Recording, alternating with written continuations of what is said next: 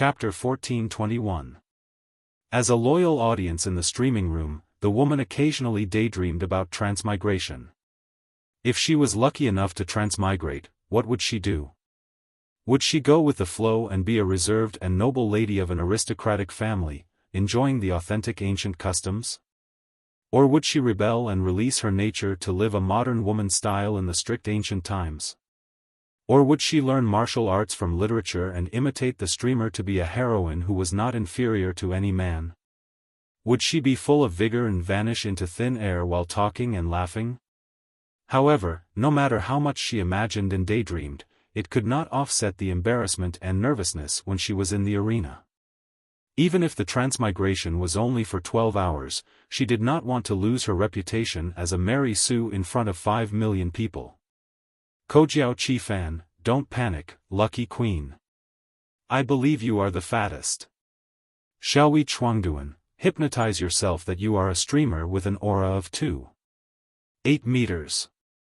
What are Fengren and Doshi? The woman could not help but twitch the corner of her mouth. She also wanted to calm down, but the bullet screen in the streaming room was too much of a hindrance. She could not imagine how Jiang Pengji did it. How could she completely ignore the bullet screen full of obscene jokes? I can't do it. The woman was not an actress. Her ability to control her emotions was only at an ordinary level. Although it could not be said that all her emotions were written on her face, it was not to the extent that she could not show her emotions.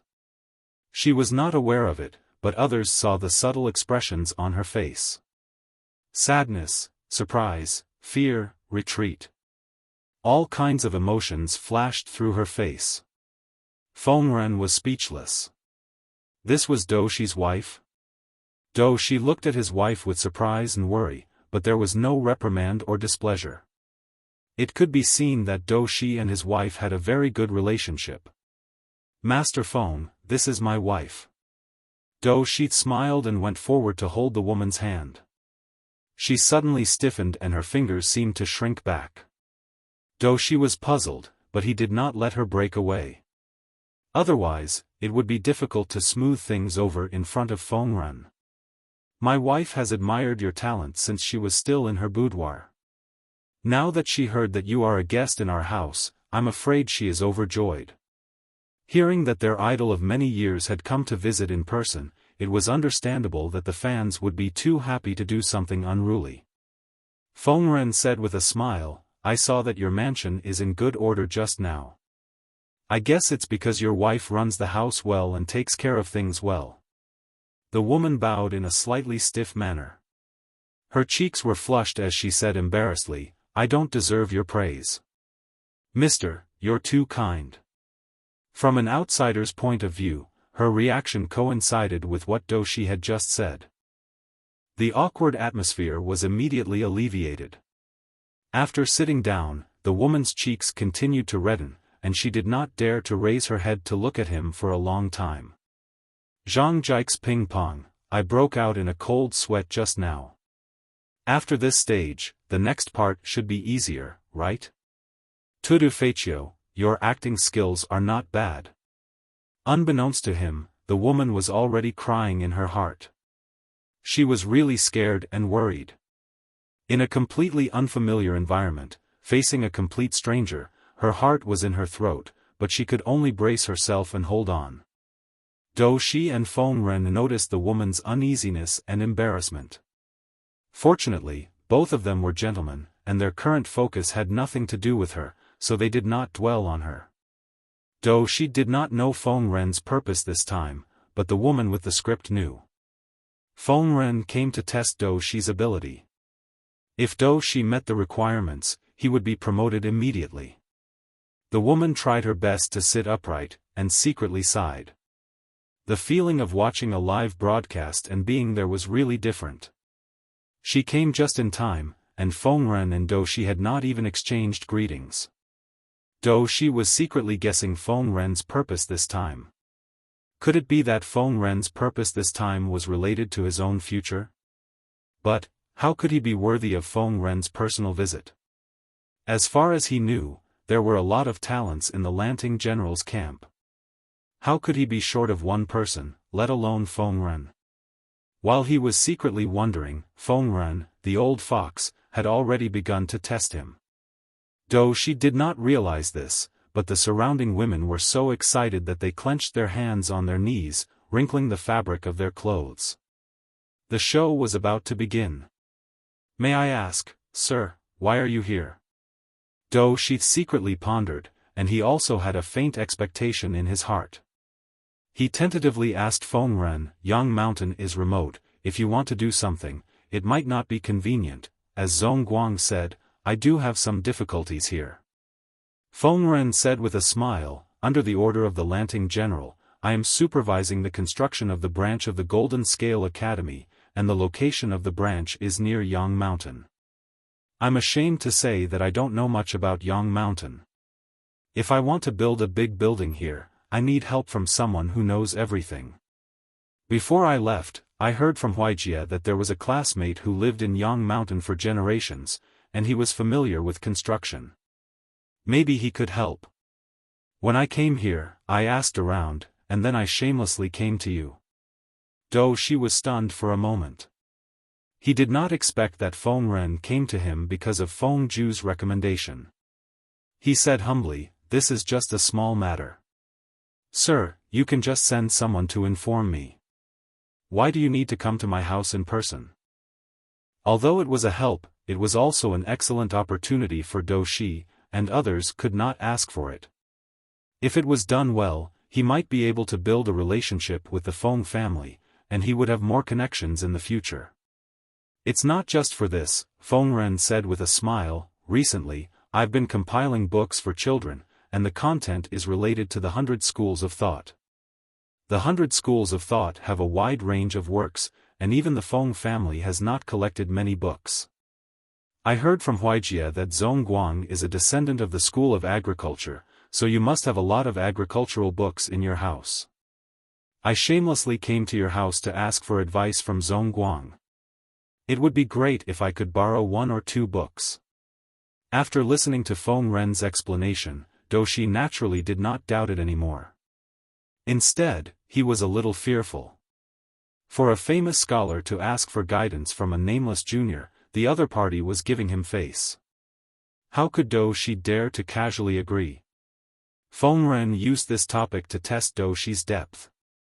The Feng family had collected a lot of agricultural books, and Feng Ren had also dabbled in this area, so it was not a problem to teach him. Doshi also completely let down his guard, and told him everything he knew. As a small part of the 100 schools of thought, the School of Agriculture had always not been valued. It had been a long time since Doshi talked about the School of Agriculture with someone so freely. Once he started talking, he could not stop talking. He was so immersed in it that he did not notice Feng Ren's smile getting wider. As a bystander, the woman naturally did not want to miss Feng Ren's reaction. Judging from his attitude, Feng Ren was quite satisfied with Doshi. It seemed like there was a chance. When Doshi's mouth was dry from talking, Feng Ren took out a roll from his sleeve and said, "I came across something a while ago." This was naturally the draft that Jiang Pengji had given to Feng Ren. Doshi asked, "This is?" Feng Ren said, looking at the content, "It seems to be closely related to the School of Agriculture." Doshi's curiosity was aroused, and he boldly borrowed it from Feng Ren. He did not feel anything at first glance, but when he looked at it carefully, he felt like he had found a treasure. Feng Ren did not disturb Doshi, but waited with a smile. From the corner of his eye, he saw that Doshi's wife was looking at him with a look of understanding. He had the illusion that a junior had seen through his plans. Chapter 1422. The woman saw through it but didn't say it out loud. Feng Ren had a better impression of her. On the other side, Doshi was getting more and more excited. He couldn't help but ask, "Where did you find this?" Feng Ren showed just the right amount of confusion. "Why are you so excited? Could it be that this item is a supreme treasure?" Doshi suppressed his excitement.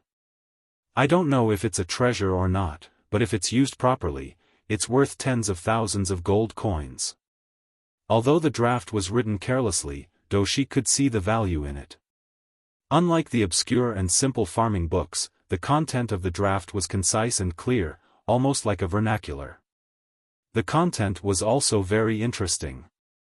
It went from shallow to deep, progressing step by step, from a rough general category to a detailed description of each subcategory. There were also many farming plans. These plans were fresh to Do Shi. This was like a key that opened the door to a new world, giving him a feeling of enlightenment. Oh? Really? Feng Ren pretended to be surprised. Do Shi suppressed his excitement and said with a smile, "If I didn't know who the author is, would really like to visit you and have a good discussion." Feng Ren asked, "What do you mean?" Do Shi said, "Dongqing is peaceful under the governance of Lord Lanting, but other places are suffering from famine. In the final analysis, it's because the good farmland produces too little food. There are many reasons for limiting the output of farmland, but the most fatal one is the fertility of farmland.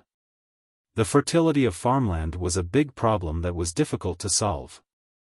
It fundamentally restricted agricultural output. Even fertile farmland couldn't stand continuous farming. Sooner or later, it would degenerate due to the lack of fertility. For sustainable development, they could only choose to stop farming and let the fertility of the farmland recover by itself. Once they stopped farming, it meant that there would be no food production during the farming period, which undoubtedly increased the food pressure. Jiang Pengji had been fighting for years. In order to maintain the supply, she could only cultivate wasteland while farming continuously. In the long run, it was tantamount to drinking poison to quench thirst. Feng Ren nodded and said, "What do you mean? I don't know who wrote this book. The content is bold and novel. I've never heard of it." Do Shi pointed to the draft and said, "Even if others think it's wild and unrealistic, I think this person's idea is very logical. I think it must be written by a famous farmer. This person wanted to use manpower to replenish the fertility of the farmland. His plan was clear and specific, and most of it was traceable and reasonable. Many people don't know how to use the fertilizer, but those who know how to use it don't know how much is appropriate. They don't even know how to use it to maximize the benefits of the farmland. This person is very meticulous. Not only did he think of everything, he even provided detailed steps." When he spoke up to hear, Do Shi spoke with fervor and composure, and he seemed to be unable to stop. The reason why good farmland was called good farmland and had a higher output than ordinary farmland was naturally because the farmland was more fertile. If external forces were used to interfere with the fertility of the farmland could be maintained at an extremely high level of fertility without the need for plowing and fallow. Would there be any need to worry about a high harvest? The Dou family was considered a relatively large and wealthy family in Yangshan. Do Shi himself was a member of a farmer's family, so he was very familiar with the process of farming. In order to increase output, he often studied in this area, and he had also summed up a set of farming experience. It was precisely because of this that the Dou family's output was much higher than that of others. However, comparing Do Shi's method to the contents of the draft was like comparing a pearl to the bright moon. Looking at the contents of the draft, there should be more than this.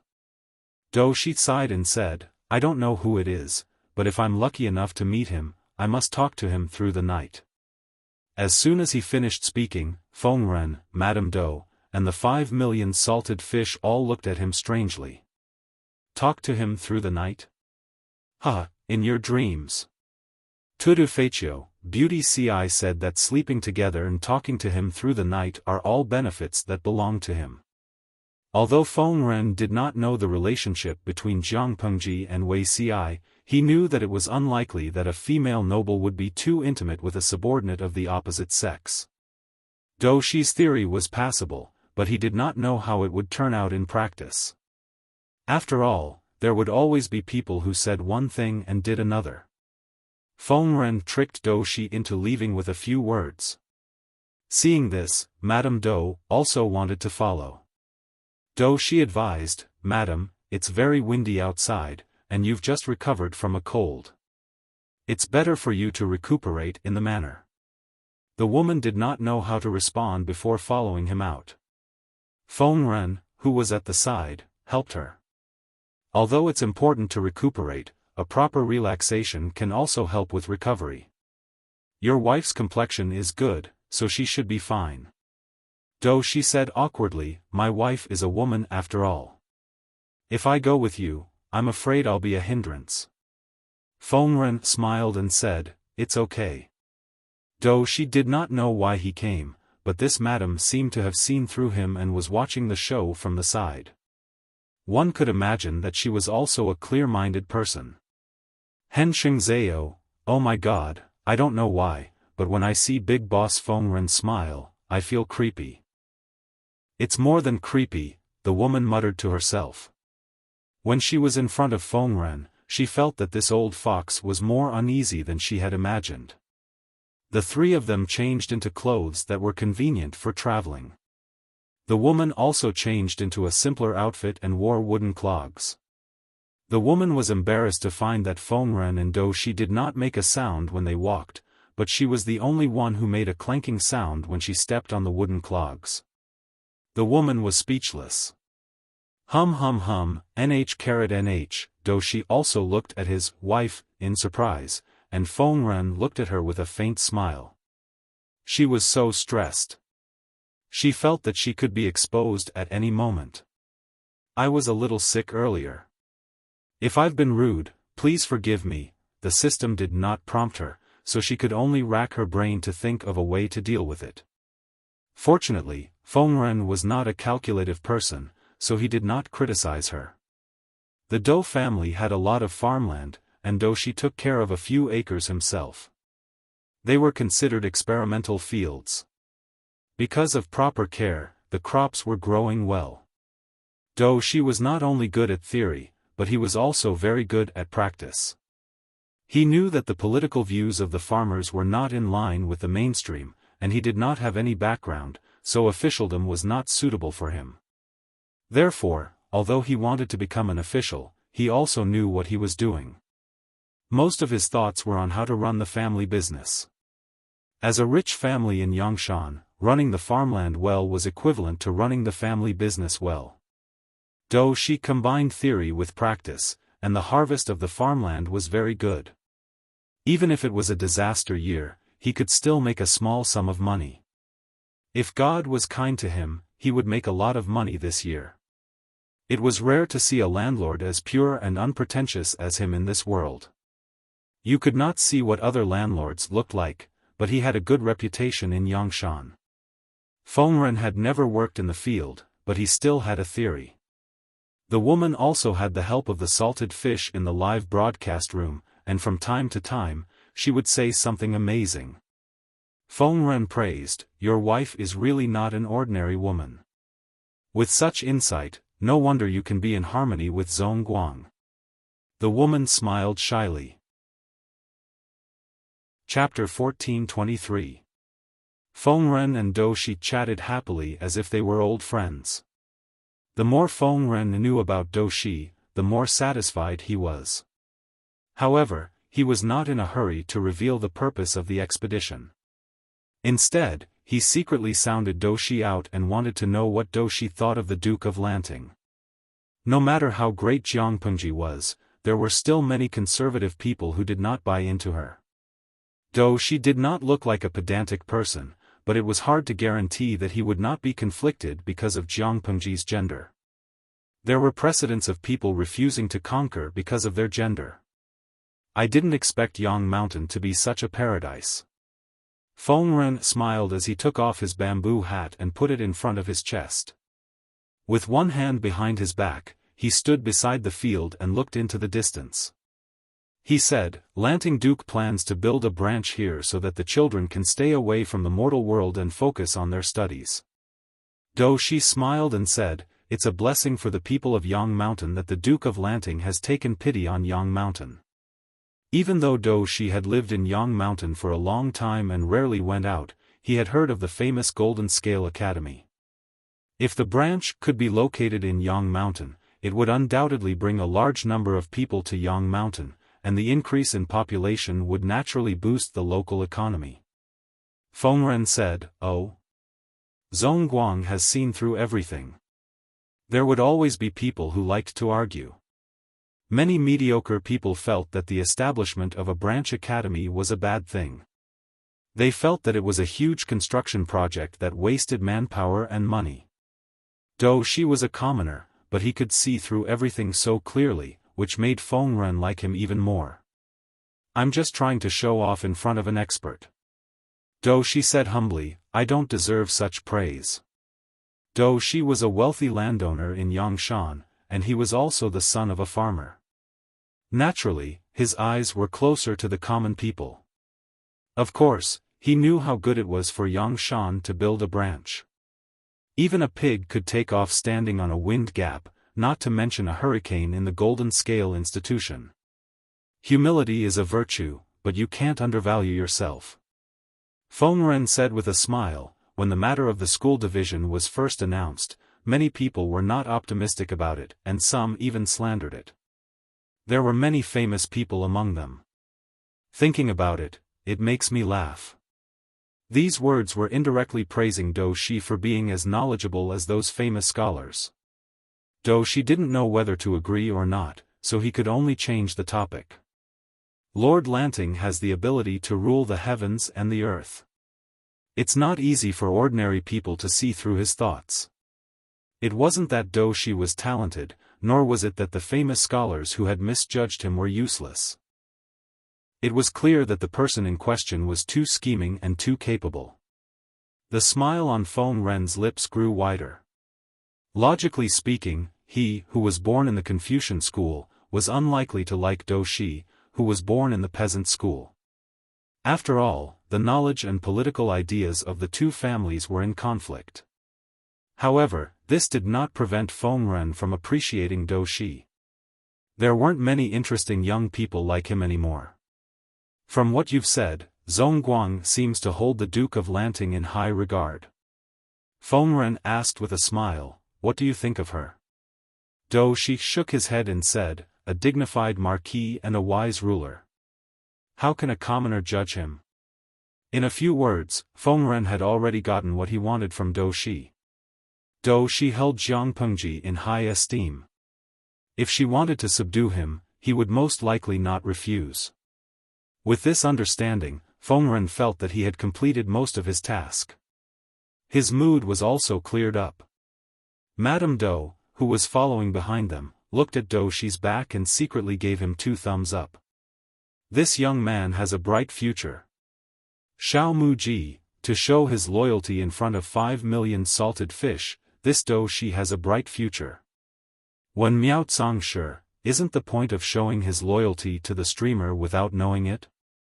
For Dou Shi, no matter how many salted fish there were, they couldn't compare to the streamer alone.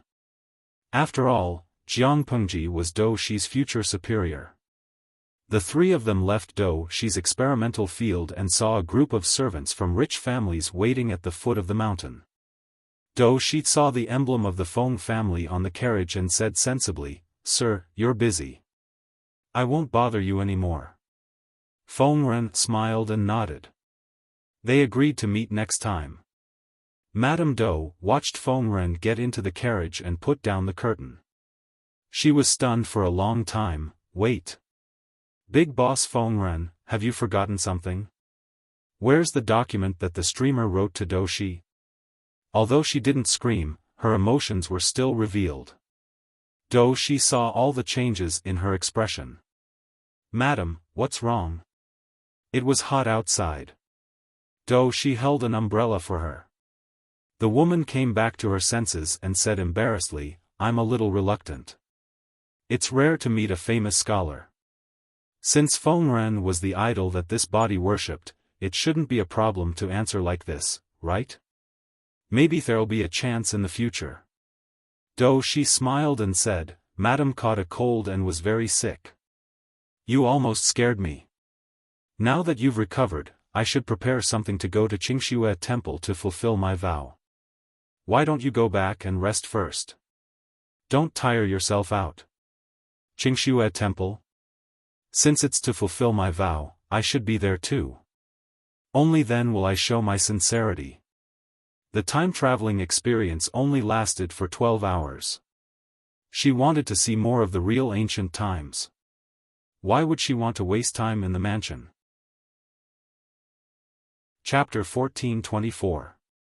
Many believers came here to ask for divination. Since the divination was so accurate, it was hard for the incense to not be popular. Immortal Liru was over 70 years old, but to outsiders, he had white hair and a youthful complexion. He was hale and hearty, and his steps were steady. Madame Dou had visited Taoist temples during holidays, but those temples were more like tourist attractions. Many Taoist priests were also there, and they did not look like otherworldly masters at all. In contrast, the Qingxue temple was much quieter. The believers and Taoist priests who came and went were pious. She calmed down and followed Dou Shi into the Taoist temple. What do you think of this place, madam? The woman was slow to react. She smiled and said, "It's very good. It's not grand, but the atmosphere is very comfortable."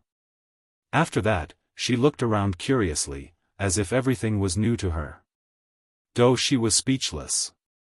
The two entered the main hall.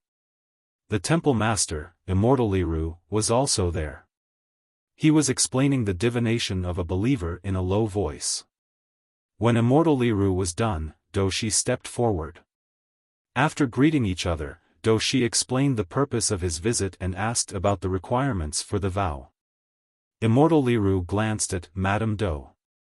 He frowned slightly at first, but then relaxed. Your wife's complexion is excellent and her aura is strong. It seems that she has passed the hurdle and will recover in a few days. Immortal Liru summoned a Taoist boy and asked him to take Madame Dou to burn incense elsewhere.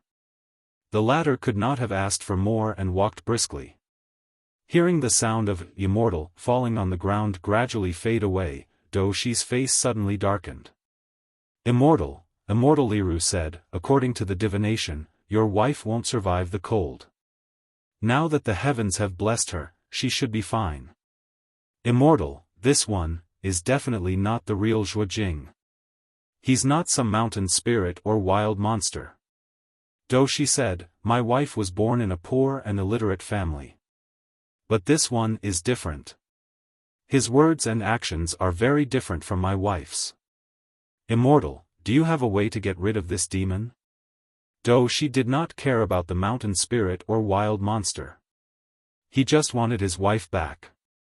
According to Immortal Liru's previous assertion, his wife would not leave this world for long.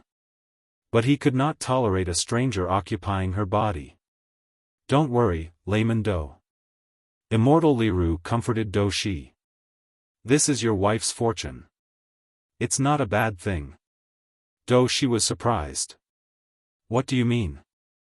Now, this young householder is a lucky star, perfected Liru said with a smile. I hereby congratulate householder Dou and his wife for growing old together. Dou Shi was stunned. Dao Master, do you mean, my wife will be back soon? Adept Liru said, if I'm not wrong, that little lucky star can only stay here for 12 hours. In any case, he could be considered as half a savior. Don't try to crush him to death so easily. Dou Shi's heart, which had been hanging in suspense, finally calmed down. Not a mountain spirit, but a lucky star. He was glad that he didn't act impulsively. Otherwise, things would have really gone south. Naturally, Madame Dou was unaware of the conversation between Dou Shi and enlightened Master Liru. She sent the Taoist boy away. Seeing that there was no one around, she instantly let loose her natural instincts. She wished she could kick away the wooden clogs. These things were really difficult to wear. It smells so good, she tiptoed on one side of the courtyard wall. She could clearly smell the fragrance of flowers drifting in from outside the courtyard, but she couldn't see the scenery. Looking left and right, she saw that there was no one around. She took off the wooden clogs and climbed up the rockery. Indeed, there was a beautiful scenery outside the courtyard.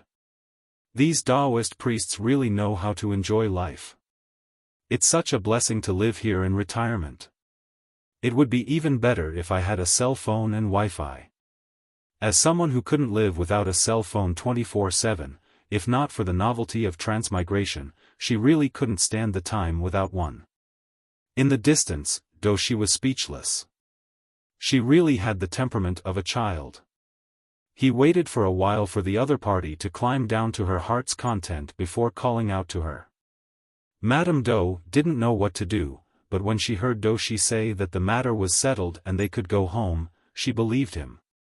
On the way back, Doshi saw that she was extremely curious about the market outside, so he found an excuse to take her for a stroll. Madame Dou mumbled softly. A good man who's willing to buy things for his wife. What a rare and endangered species, though she was indeed a very good person. No matter what small item she fancied, he would happily pay for it. Of course, she didn't buy anything expensive. Most of them were ornaments, sachets, or snacks from the stalls. In ancient times, the market was poor and there weren't many goods. Women only shopped for the atmosphere, and they got bored after a while. Doshi saw that she looked a little tired, so he offered to take a break at the tea house. What are you thinking about, madam? Doshi saw that she stirred the tea but didn't drink it, looking absent-minded. Indeed, the woman didn't drink tea. Tea in this era was a dark cuisine. All kinds of seasonings were used to boil it, and the taste was very strange.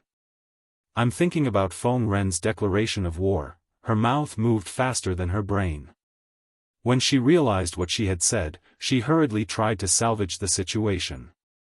She silently held her vest tightly and looked pitiful. The salted fish in the live broadcast room was angry that she didn't fight for it.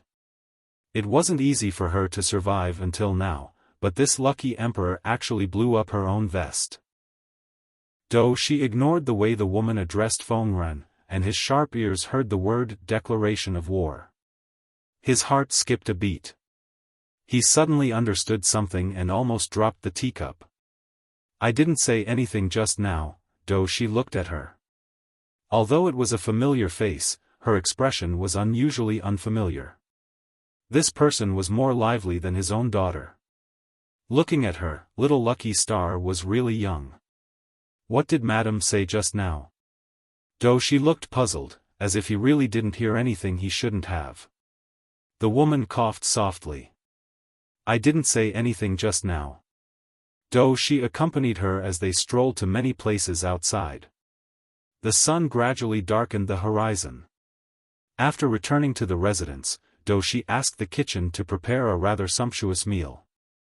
The chef in the kitchen muttered in a low voice. It's not the new year, could it be that something good happened? Although Doshi was rich, he wasn't extravagant.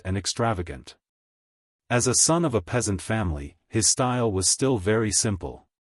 Now, however, he was serving a distinguished guest. The kitchen staff were naturally surprised. Doshi saw that the woman's expression was as usual, and her dining etiquette was also good. He secretly thought to himself, Lucky Star's living conditions in the past must not be poor. Unbeknownst to him, the woman proudly posted a bullet screen in the live broadcast room. There's still half an hour to 12 hours. I didn't blow up my vest, isn't I amazing? The salted fish all gave her likes. Amazing, amazing. Jiang Pengji was speechless. Forget it, let's not expose her. Though she didn't mean to hurt anyone, so there shouldn't be too much to worry about. In fact, Jiang Pengji didn't have to worry about the woman. Dream of 1,000 Years was a welfare activity, so naturally, there were sound protective measures. Apart from the necessary prompts, once the participants were threatened, they would be sent back in advance.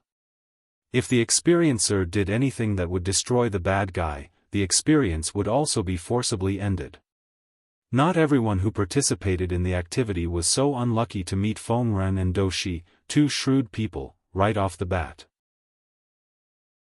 Chapter 1425.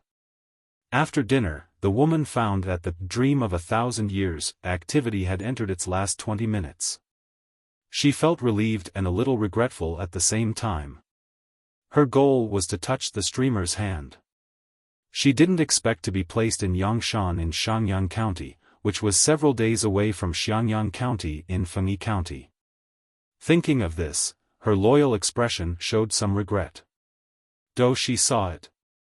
Would you like to accompany me for a walk in the courtyard? Though she asked for her opinion. Perhaps because there were only 20 minutes left, the woman was not as frightened as she was at the beginning. Instead, she responded with a smile. Let's walk after dinner. I'm 99 years old, of course I have to go. The wooden clogs fell on the cobblestone path with a crisp and rhythmic sound. The woman didn't deliberately fall behind or beside Do Shi. Instead, she overtook him by half a body's length. There was a small garden in the Do mansion, complete with rockery and flowers. The overall layout looked very elegant. Do Shi couldn't help laughing when he saw that she couldn't even walk properly. He couldn't help but have some funny thoughts. I'm Do from Yangshan, also known as Shanju Sanren. May I take the liberty to ask, what is the name of this girl who is more beautiful than a flower? The woman's heart skipped a beat. She turned to look at Do Shi. Seeing his smiling eyes, she became more and more uncertain. At this time, the system considerately gave her a reminder. System, high warning. Don't say anything you shouldn't. If necessary, the system will silence you. In addition to this warning, the system also thoughtfully gave her other options. The woman chose one of them. She answered with a stiff smile, I'm already married. Where did you come from, lecher? Do Shi laughed and didn't continue to make things difficult for her. The two chatted for a while and went to the water pavilion near the garden. This water pavilion was where Do Shi read in the shade in the summer. On weekdays, servants would take care of it on time. One could see the pond when they opened the window. The water pavilion is built here. Won't we get bitten by mosquitoes in the summer? The woman murmured. She didn't see Do Shi turn around and take something from the treasure pavilion. When she looked away, she saw Do Shi holding a fushi zither in his arms. The woman didn't know much about zither, but she felt that ancient zither were antiques and definitely not bad. You want to play the zither? The woman asked Do Shi. Do Shi nodded and asked with a smile, do you want to play? A phoenix seeking a phoenix? The woman rolled her eyes and thought about it. She found that she didn't know any other ancient zither songs except for the phoenix seeking for a phoenix. Do Shi declined with a smile, this song, this husband is not very familiar with it. It's better not to embarrass myself in front of madam. The woman said, then play what you're good at. You can play anything. Even if he played blindly, she wouldn't be able to tell if it was good or bad. Since that's the case, your husband will embarrass himself. Do Shi said with a smile. Before he played, he gave him a gift. A look of surprise appeared in the woman's eyes. For me? Do Shi nodded, yes, it's for you. It was a palm-sized box. The carvings on the outside of the box were exquisite and delicate, and the box exuded a light and pleasant fragrance. The woman gently opened it and saw a beautiful piece of jade lying inside. Even though she didn't know much about jade, she was still mesmerized by it. So pretty, the woman said dryly. As a workaholic who had graduated from the National College entrance examination for many years, she felt for the first time that she was clumsy. She racked her brains but could not think of a suitable compliment. If it was her before and after the National College entrance examination, she would definitely be able to speak eloquently and not embarrass herself in front of the ancients. After Do Shi burned incense and washed his hands, he played a song. The woman could not tell whether it was good or bad, but she felt that the tune was very pleasant. She sat sideways next to the piano table and supported her chin with one hand. The sudden drowsiness made her head nod bit by bit. Countdown. 3, 2, 1. Dream of 1,000 years, activity has ended. Thank you for your participation and cooperation. Thank you. Oh, I slept so well. The cute girl lifted the quilt in a daze. Suddenly, something sharp poked her hand. She touched it casually and felt a cold box. She suddenly woke up and grabbed it. When she looked at it, she exclaimed, "Oh my God!" She sat up in shock. All the hair on her body stood on end. Her muddled mind instantly woke up, and the memories from before she went to sleep flooded her. Isn't this, she looked at the thing in her hand in a daze. She carefully opened the box and found a beautiful piece of jade lying inside. Yes, it's for you. Doushi's voice echoed in her mind. She slapped her cheeks and suddenly had the illusion that her identity had been exposed. She slid down the Simmons bed and ran to the computer desk. The computer screen was still on the Empress's live broadcast forum interface. She took a look at the forum and saw that the number of replies had skyrocketed to millions. There were so many messages, and she did not have time to read them one by one. After thinking about it, she sat on the computer chair and turned on the front camera of her phone. She held the box in her hand and took a selfie with a smile. Then, she used Photoshop to cover her face and the decorations in the room and uploaded the picture to the forum. Original poster: I am the lucky girl that you all envy and hate. Although it is a little regretful that I did not successfully touch the host's little hand, I also received a precious gift. Look, don't the box and the beautiful jade in my hand look super familiar? La la la, are you envious? She was afraid that others would not catch the main point, so she simply drew a red circle on the box in the photo to mark the main point. Many salted fish were eager to try the dream of 1,000 years activity, but there were also salted fish who were worried. What were they worried about?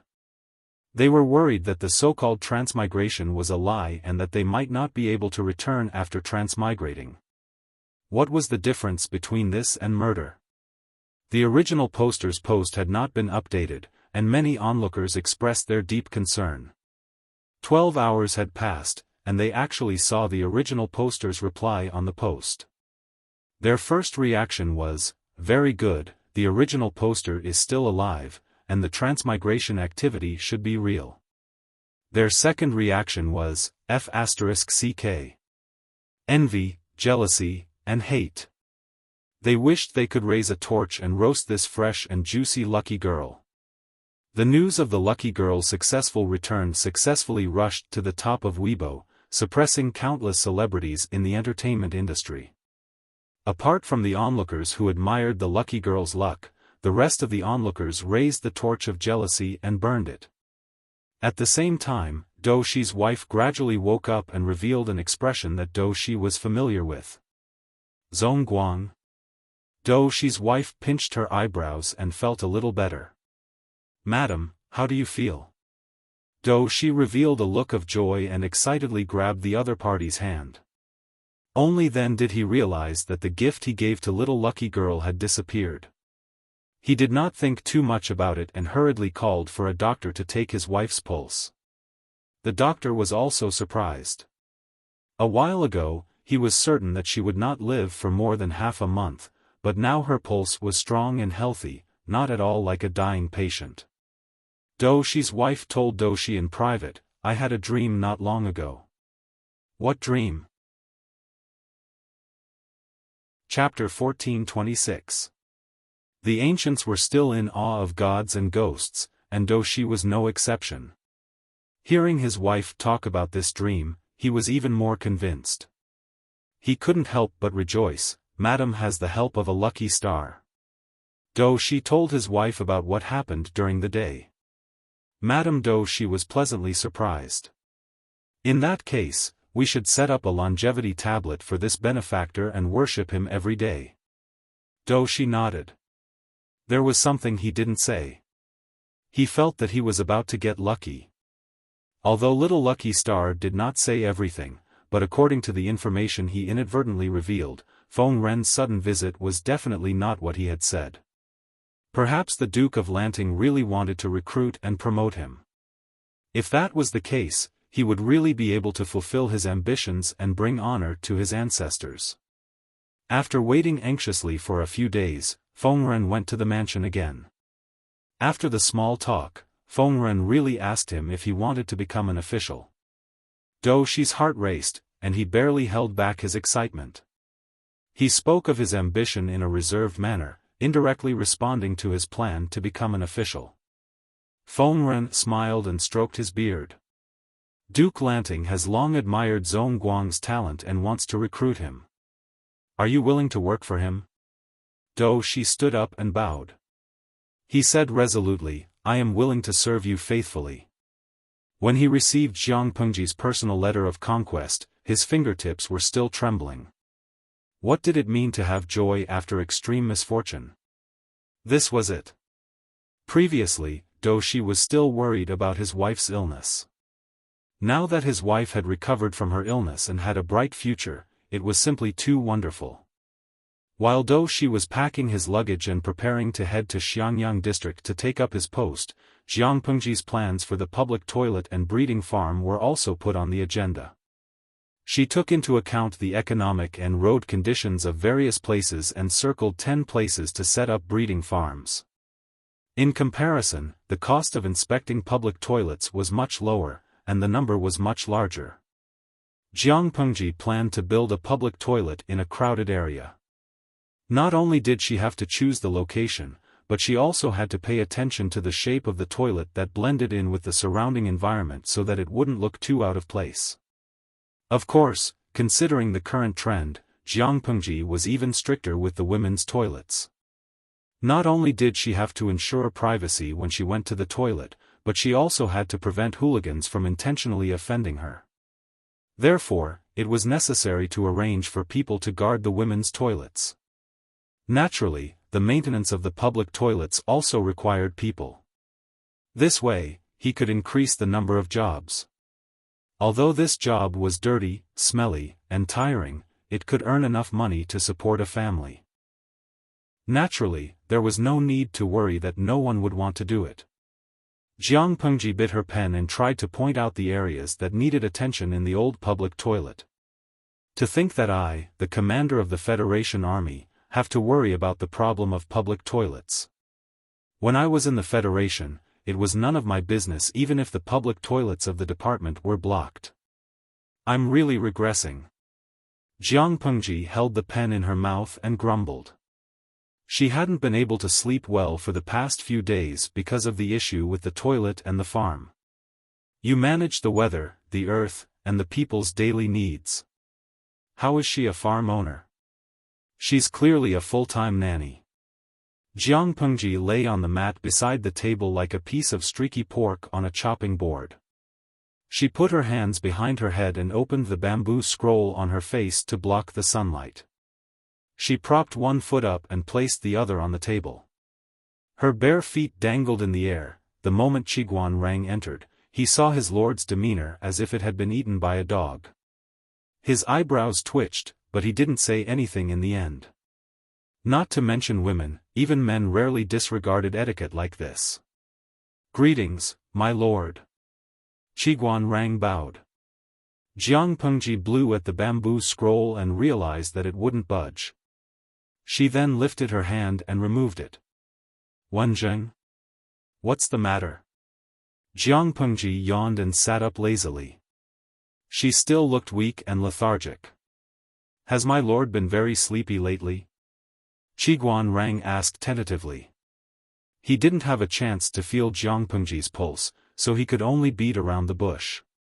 It wasn't a good sign that his lord, who had always been lively and energetic, suddenly felt sleepy and liked to sleep. Jiang Pengji rested her chin on her hand and muttered, Wenjing, I haven't slept for 4 or 5 days. Do you think I'm sleepy? Although she didn't have dark circles under her eyes, it was true that she stayed up late. For so many days, she was either out on an inspection trip or staying indoors to plan and draw. She also had to rack her brains to think of problems that might occur after the implementation of the plan and come up with countermeasures in advance. When she was busy, it wasn't as easy for her as Qiguan Rang and the others. Qiguan Rang and the others were all ordinary people. Their physical endurance was limited. It was impossible for them to be busy day and night. Although it was said that working overtime was extremely tiring, it wasn't really tiring when the working hours were calculated. Feng Zhen and Yang Si could even get together and drink. Jiang Pengji was at a disadvantage. She was in good physical condition, so she didn't show any signs of exhaustion even if she stayed up late to fight. In addition, she often skipped work, which gave people the impression that she didn't do proper work. Before Qiguan Rang showed a distressed and disapproving look, Jiang Pengji asked him again, "Wenzheng, is there anything?" Qiguan Rang presented a thick booklet to her. Jiang Pengji picked it up and glanced at it. "This is Wenbin's handwriting. Is there any progress on his side?" Han Yu's work for the past year was to sort out the old laws and compile new ones, such as the previous marriage law and the child protection law that he was busy with. As long as the war was not urgent, Jiang Pengji didn't plan to let Han Yu go to the battlefield again. It wasn't that Han Yu's military talent wasn't good. On the contrary, Han Yu almost killed Yang Si and made Jiang Pengji suffer a great loss. His talent was beyond doubt. However, Jiang Pengji felt that everyone had their own platform to show their talents. Compared to the battlefield, it was more suitable for Han Yu. So far, Jiang Pengji couldn't find a suitable legal talent other than Han Yu. Han Yu outshone the others. Of course, if Han Yu preferred the battlefield, Jiang Pengji wouldn't stop him. The battlefield was risky, but he could accumulate merits quickly. Qiguan Rang said, "Yes, but Wenbin is not in good spirits. He hasn't slept for several days. Let him rest first." Looking at the dark circles under Han Yu's eyes, Han Yu would die suddenly if he continued to practice immortality. Qiguan Rang didn't want anything to happen to Han Yu, so he coaxed him to go home to sleep.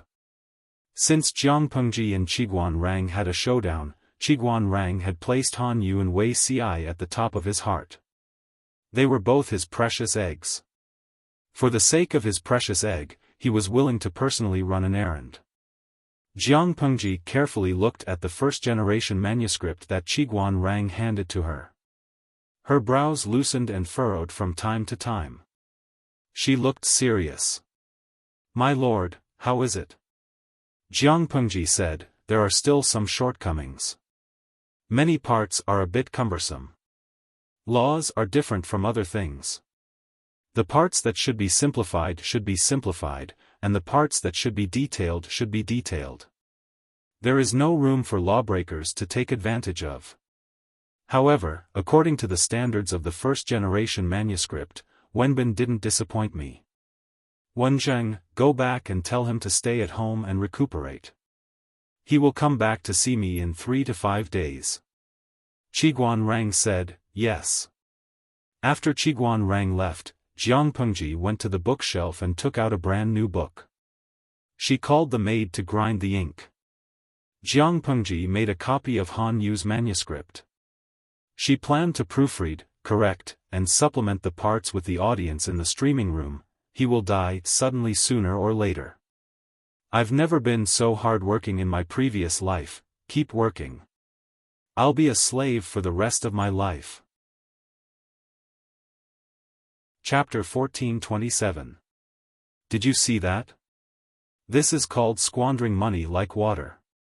Sometimes I feel like I'm more of a prodigal than Zhao.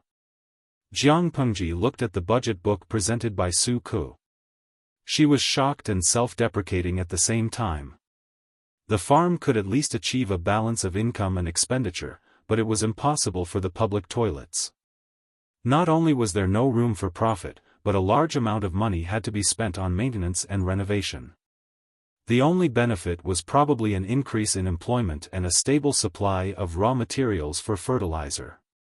Jiang Pengji sighed and covered her eyes with her hands to avoid looking at the account book on the table. If it wasn't for the friendly sponsorship of the Tao family, Jiang Pengji's funds would have been in trouble. Su Ku advised, "My lord, you should think on the bright side. If this is really good for farming and fertilizer, do you still have to worry about compensation in the future? If the fertilizer problem was solved, there would be a bumper harvest every year. The grain tax alone would reach a new high. Why would she feel distressed about this small expenditure?" Jiang Pengji rested her chin on her hand and said, "I like what Xiaoyu said. Time will prove that my squandering is meaningful." After spending most of the day dealing with official affairs, Jiang Pengji got up from the table and loosened her muscles in an inelegant manner.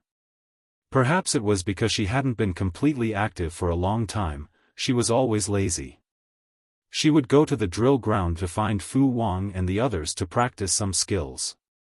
Jiang Pengji did a few stretching exercises and rubbed her sore neck. She heard the sound of footsteps approaching from outside. "It's almost lunchtime. Is there anything else?" Jiang Pengji was about to have lunch. Couldn't they let her rest? "My lord, Do Shi has come to take office. The secretary is asking how to settle him." Jiang Pengji raised her eyebrows and put down her hand that was rubbing her neck. "Bring him to me. I'll settle him myself." Although Feng Zhu and Feng Ren both recognized Do Shi's talent, Jiang Pengji was strict with people. She still had to check on him personally. In the other room, Do Shi was waiting for the result anxiously. He felt like Yang Shan, who was favored by the Jinlin branch. He was like a pig standing on the wind, waiting for the moment to take off. Do Shi had tried his best to overestimate his future, but he still underestimated it. When others told him that Lu Shi, the feudal lord, had personally received him, Do Shi was so stunned that he almost fell into a daze. Despite the tempestuous waves in his heart, Do Shi's expression remained calm and composed. His every move seemed to have been measured with a ruler, and there was nothing wrong with it. Commoner Do Shi greets the Duke of Lanting. Even in his old age, Do Shi still remembered that kowtowing in the hall lasted his entire life. Jiang Pengji gazed deeply at Do Shi below with her slightly indifferent eyes. She sized him up for a while before moving her eyes away. She helped Do Shi up and asked, "You are Zong Guang?" "It's just as old Mr. Feng said, he's a dragon among men." Do Shi stood up and said humbly, "I'm just a commoner in the countryside. I've done nothing to deserve such a great honor. What's so difficult about making a contribution? True gold is not afraid of the red cauldron. Zong Guang is talented and only lacks an opportunity to easily rise to the top." Jiang Pengji teased Do Shi with a smile and said, "In my opinion, it's not that Zong Guang can't bear the responsibility, it's that it doesn't suit Zong Guang." Do Shi panicked even more, and his heart was filled with apprehension. It was a good thing that the new boss thought highly of him, but it wasn't a good thing to have high expectations of him. If the expectations were too high and he failed to reach the other party's bottom line, he would be the unlucky one. However, Jiang Pengji had made it a dead end. Do Shi couldn't accept it arrogantly, nor could he refuse it humbly. He was in a dilemma. Just as he was getting anxious, Jiang Pengji smiled and said to him, "What does Zong Guang think of the position of Officer of the Code of Agriculture?" "Officer of the Code of Agriculture?" Do Shi was shocked and hurriedly said, "I don't dare to occupy a high position in order to make a contribution. Please take back your order, Lord Lanting." Officer of the Code of Agriculture sounded like a farmer, but he was qualified to be in charge of agricultural production, civil affairs, and land rent. He had a lot of power. Do Shi had been a commoner before, but he had become officer of the Code of Agriculture after a short while. His authority was similar to that of a county chief. Wasn't this attracting hatred? Seeing that Do Shi was about to break out in a sweat, Jiang Pengji laughed and said, "Don't be so nervous. Officer of the Code of Agriculture isn't a lucrative job for me. Since you're from a farming family, this position is naturally suitable for you. We can't let Han Mei and the others take on this position. It's not right. Li Yun was a general who led troops to war. After he came back, he not only had to train the troops, but he also had to manage the fields. It was too much of a waste of energy. Even if Li Yun's achievements in agriculture were not bad, he was not a professional after all. It was not right for him to continue taking on this position.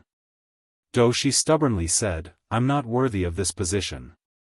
I dare not accept your order." If one's virtue did not match the position, there would be a calamity. It was a good thing that a pie fell from the sky, but if the pie was too big, it could crush someone to death. At that moment, salted fish in the streaming room reminded Jiang Pengji. "Zi Xiao, streamer, have pity on him. Don't continue to scare him. This is like a graduate applying for a job in the world's top 500. If he's not careful, he'll be pushed to the position of a department head. You're not afraid that he won't do well, but he'll be worried that he won't do well. Yi Wu Yanling, streamer, let him start from an inconspicuous position. If he's really capable, he'll rise sooner or later. If he's suddenly promoted to the position of officer of the Jiannong, even if he's really capable, the people below him won't be convinced. This will be troublesome. Since you're so insistent, I won't force you." Jiang Pengji took in salted fish's opinion and took a step back. "I'll reserve the position of officer of the Jiannong for you. When you make a contribution, you can take it at any time. Zong Guang, don't tell me that you don't even have this little bit of confidence." Though she could tell that Jiang Pengji really had high hopes for him. He said resolutely, "I'll do my best to repay Lord Lanting's kindness." Jiang Pengji was not a person who liked to procrastinate. Since though she was already in her camp, there was no trial period. She rolled up her sleeves and went to work directly. The fertility of the farmland had been declining due to the non-stop farming in the past few years. If she did not try to remedy it, the harvest in the next 2 years would be very poor. Time was precious. Though she could take up his post as soon as he came. It would be best if he could produce results that satisfied her. Old Master Feng should have shown you the manuscript, right? What do you think? Though she told the truth. If it can be written into a book, it'll be a classic in the farming field. Everyone will regard it as a standard. Jiang Pengji burst into laughter. It's just scribbles. How can it be worthy of what you're talking about? Though she was dumbfounded when he heard that. Even his smart brain did not work well. Lord Lanting's words meant. Could it be that the manuscript was written by her? Jiang Pengji clapped her hands. The person waiting outside the house carried all the manuscript and thoughts she had sorted out. Although she had some general knowledge about agriculture, it was just a trifle. At most, she could see further than Do Shi and see the big picture more comprehensively. Chapter 1428. These manuscripts should be of some use to you. Take all of them back for reference. Jiang Pengji said bluntly, there are more complete regulations for farming. I'll get someone to send you a copy when the time comes. There shouldn't be any mistakes if you follow it step by step. Zong Guang's main task is to formulate a detailed regulation on how to replenish the fertility of the farmland. It's best if it can be used next spring to guarantee a harvest the next year. When Do Shi heard that, he was both excited and forced a smile. This was a big task. If it was done well, he would be worthy of the title of cadet. If it was not done well, it would not be as simple as ruining his reputation. He would lose all standing and reputation. However, Do Shi was not a man who backed down when faced with a difficult problem. He took a deep breath and solemnly accepted this important task. The first batch of public toilets was built within the boundaries of Xiangyang district. Basically, there was one public toilet on each street. Every toilet was divided into 2 sections for men and women. Due to the lack of technology, although Xiangyang district had drainage pipes, there was no network management system specially used to deal with dirty excrement. If public toilets were to be built, they could only choose dry toilets. Someone would be sent to clean the manure tank regularly to ensure that the smell would not be too strong. This move won the support of many people. Although there were toilet buckets in their homes, it was not easy to deal with. They could not build toilets for every household. When they went out to work or do business, many people and traders could only find a secluded place to relieve themselves. It was fine for men. They could lift their pants and turn their backs to the crowd. Any corner of the wall could be a toilet, but it was inconvenient for women. From a certain perspective, this was one of the reasons that prevented women from leaving the shackles of their families. Although Jiang Pengji was strict with the public security and health management of Xiangyang district, there were always people who knowingly violated the law. It was better on the main streets where business was flourishing. People did not dare to act recklessly. However, it was bad in the remote corners. When the weather was hot, the stench was overwhelming. Sometimes when they went out, they would accidentally step on a pile of cow, sheep, pig, dog, or human waste. This was the situation in the big cities, not to mention the small places. Regarding this, the ordinary people were used to it. They had nothing to complain about. Unexpectedly, Jiang Pengji suddenly came up with such a move. The ordinary people naturally celebrated and beamed with joy. People were thick-skinned. Even illiterate people had a sense of shame. They also knew that exposing their private parts in the open was an eyesore. They had no choice in the past. It would be great if there were public toilets for them to solve their physiological problems. Most of the commoners were looking forward to it, but not everyone was in favor of this plan. There was no lack of contrarians in this world who felt good about themselves and would find fault with everything. Who doesn't have a bowl? Why did they have to make such a thing? It's really a waste of manpower and money. He was scolding Jiang Pengji for looking for trouble and for not knowing where to spend her money. What kind of public toilets are separated by gender? Most of the women don't go out at all. What's the point of doing this?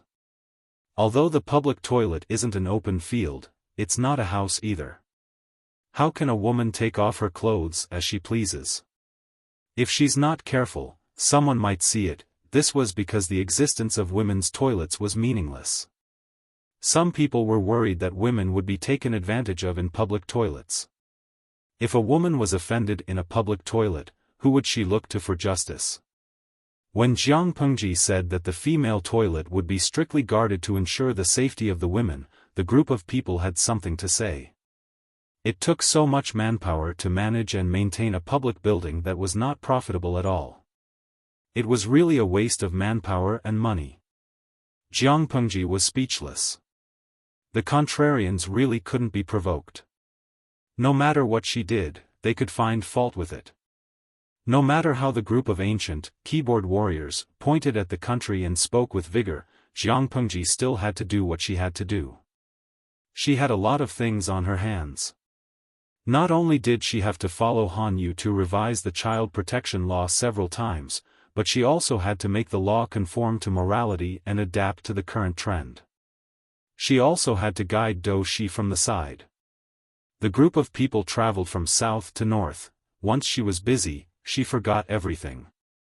When the public toilets were completed and put into use, the child protection law began to take shape, and Do Shi figured out a simple plan to gain weight. More than a month passed by in a flash. The temperature was getting colder. It was late autumn. Jiang Pengji finally found a chance to take a breath and stop her busy steps. Of course, she didn't relax much. There was still a pile of official documents in the government office. When she was ready to face reality with a tragic heart, she found a figure who looked like a pine and bamboos sitting in the hall with his head bent over the table. Jiang Pengji rubbed her eyebrows and went forward to ask, "Zixiao, have you recovered from your illness?" Wei Xiai heard the movement and raised his head to look at Jiang Pengji.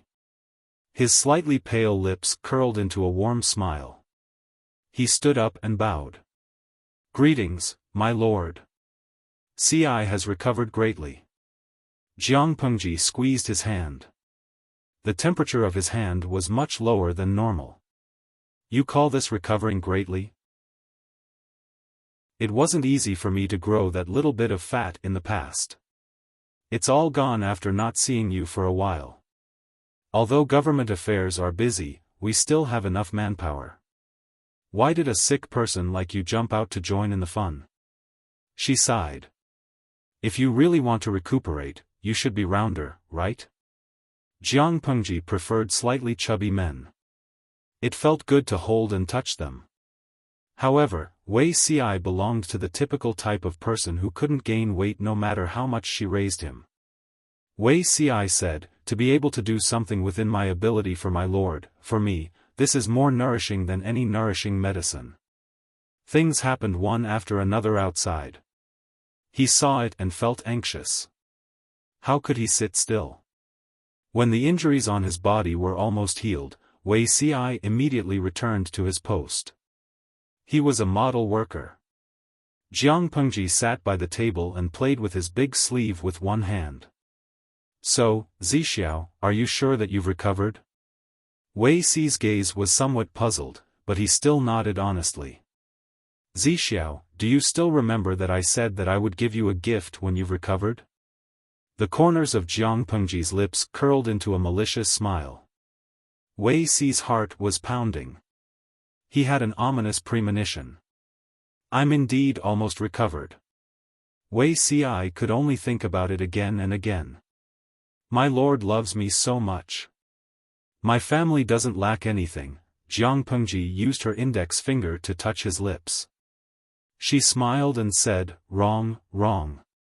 You really don't have the thing that I want to give you." Wei Xiai was speechless. The ominous premonition was getting stronger. What should he do? Although he said so, Wei Xiai waited for a long time uneasily, but he didn't receive the gift that Jiang Pengji was talking about. He was relieved and a little melancholic at the same time. Did my lord forget? Of course not. Jiang Pengji was simply too busy. It was nearing the end of the year. There would only be a lot of things waiting to be dealt with. How would she have the extra energy to think about love affairs? Anyway, Wei Xi's frog soup had been cooked for so many years. Whether it was earlier or later, the result would be the same. Fengzhen saw that Jiang Pengji could still smile even when she was so busy. He suddenly felt horrified. "My lord, have you encountered something good?" Jiang Pengji raised her hand and placed it on Fengzhen's shoulder. She smiled unrestrainedly. "Take a guess." Chapter 1429. I can't guess it. Fengzhen helplessly brushed her hand away. He did not want Wei Xiai to see him with his arm around his lord's shoulder. Who could withstand Wei Xi's ability to brew vinegar? Fortunately, Jiang Pengji's temperament was also a typical example of a wanton and unrestrained person, so she did not mind Fengzhen's actions. "In any case, it's not a good thing," Fengzhen said honestly. "Every time the Lord smiles so beautifully, someone is bound to be unlucky." His desire to live was very strong. He had just secretly insulted Jiang Pengji, and then he immediately flattered her. Jiang Pengji touched her face and muttered, "Does my smile look good?" Fengzhen lied and said, "You look good." When Zixiao saw it, his legs went soft and he couldn't walk anymore. But who would be the unlucky one? His lord was really not a kind person. Since he was targeted by her, he could only pray for his own good luck. "Beauty is in the eye of the beholder," Jiang Pengji said with a smile. "Even if I don't smile, his legs will go soft and he won't be able to walk." When Fengzhen heard this, he suddenly felt like his stomach was cramping up. In the past, the Lord still knew how to cover up the fact that she had an affair with Wei Xiai, but now, she was not afraid at all and was even narcissistic. If Feng Zhen knew about the existence of the streaming room, he would know that Jiang Pengji's action was called public display of affection, also known as public display of affection. My lord, please take it easy. Feng Zhen laughed bitterly and said, even though anyone who isn't blind can see it clearly, it hasn't been made public. Everyone can still lie to themselves and turn a blind eye to it. If this really gets out, it won't be easy to clean up the mess. It was one thing for everyone to know, but it was another for Jiang Pengji to expose her relationship with Wei Xi and announce it to the public. The relationship between Feng Zhen and Jiang Pengji was not only that of a subject and a ruler, but also that of a good friend. He treated Wei Xi like a teacher and a friend. From Feng Zhen's point of view, he really didn't want the two of them to be harmed by external forces. Of course, feelings were a matter between two people, but it also depended on their status.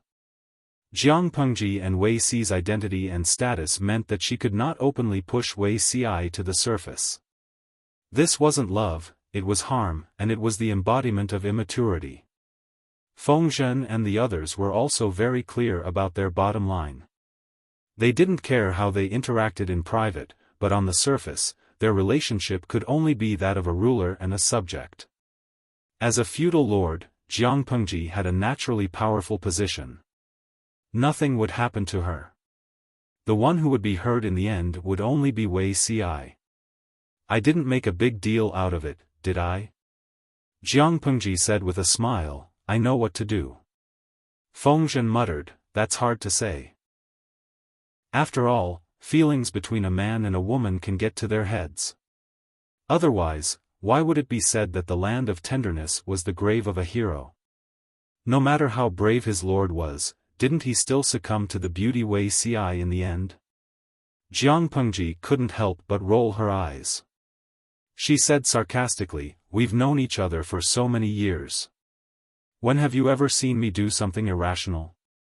Instead of making a big fuss and losing Zixiao, it would be better to maintain the status quo, to live in the same quilt and die in the same grave. My lord, what you mean by this? Feng Zhen was very good at grasping the main point. He asked, when did you set your eyes on Zixiao? He had thought that it was bad enough that Wei Xi had set his eyes on the 12-year-old lord. He didn't expect the two of them to be double arrows. Jiang Pengji coughed lightly and dismissed him. Why are you asking so clearly? Do you still want the young lord? If it weren't for Jiang Pengji's strong style, who knew how many people would have been urging her to get married? Don't think that she didn't know that this group of people secretly yearned for the young lord. Feng Zhen couldn't help but cover his face secretly. I do want him. Unfortunately, Zixiao is a man and can't bear the heavy responsibility of childbearing. Besides, the young lord shouldn't have come at this time. This was the disadvantage of being a lord. She had to do it herself after 10 months. She couldn't be like a man and throw the child to the woman after they had sex. That wasn't right. As Feng Zhen said this, he suddenly thought of something. His lord and Wei Xi had been together for so many years. Why hadn't there been any good news? His lord's body couldn't make it? Impossible. His lord was more violent than a bear in the wild. Chasing a tiger across a ravine was no joke. Then Wei Xi's body couldn't make it? Feng Zhen thought of Wei Xi's weak body. He suddenly felt his teeth hurt and his stomach hurt. It hurt everywhere. He had thought of everything, but he didn't think that his lord hadn't taken Wei Xi at all. Wei Xi was still a virgin. He couldn't be blamed for not thinking of it. It was purely because Jiang Pengji was too familiar with him when they went to the brothel. She was even more familiar with prostitutes than he was. After confirming their gazes, there was no doubt that she was an experienced driver. Which experienced driver would guard a piece of meat that was already in his mouth and not bite it? After a bunch of reasoning, Feng Zhen could only tremble and accept the cruel answer that Wei Xi's body couldn't make a woman pregnant. He knew his lord's temperament. When she was stubborn, even 10 bulls couldn't pull her back. Who had the ability to force her to have sex with a strange man for the sake of a child? Taking 10,000 steps back, even if his lord was willing to have sex with a second person, according to her standards, the person who was qualified to touch her bed couldn't be worse than Wuxia. Then the problem was, how many men in this world could be better than Wuxia? He handled both internal and external affairs at the same time. From big schemes to small trifles, there was nothing he couldn't handle. He was talented, had good looks, and had a good temperament. He could abandon his principles for his lord. With such high standards, how many men in this world could compete with him? Forget to mention, Wuxia kept his chastity to his lord. Even if he found someone with conditions comparable to Wuxia, he would probably have a bunch of beautiful wives and concubines. His children would run around everywhere. As he thought about it, Fengzhen suddenly felt his heart ache. Jiang Pengji didn't know what he was imagining. She asked in surprise, "Is your body unwell?" Fengzhen said, "No. I suddenly remembered something. I'll take my leave first." Jiang Pengji said, "Then go do what you need to do." Fengzhen turned around and went to find a famous doctor. He packed everything up and sent it to Wuxia's manor. Coincidentally, Wuxia was still busy dealing with official documents. Fengzhen went forward and snatched his pen, then dragged him to the bed and sat him down. Wuxia looked at Fengzhen, then looked at the doctors behind him who were carrying medical boxes and waiting for him. He was dumbfounded the whole time. What happened? Fengzhen asked the doctors to take Wuxia's pulse one by one. He didn't allow Wuxia to stop them. When the doctors finished taking his pulse, they all looked at Fengzhen mysteriously. This time, it was Fengzhen's turn to be dumbfounded. Wuxia frowned and sent the doctors away. He asked helplessly, "Zisher, what's wrong with you today?" "What Feng Zisher?" He might as well ask someone to come and go crazy. Fengzhen said, "If it's not your problem, is it the Lord's problem?" If that was the case, this was even more serious than Wuxia's health problems. If the Lord couldn't give birth, it would be a dead end. Chapter 1430. Wuxia's heart trembled. He mistakenly thought that something was wrong with Jiang Pengji and hurriedly asked, "What's wrong with the Lord?" Fengzhen stammered, "I'm not sure, it's just a guess. The Lord, perhaps, can't give birth?" Upon hearing this, Wuxia sternly reprimanded, "Who's spreading this rumor?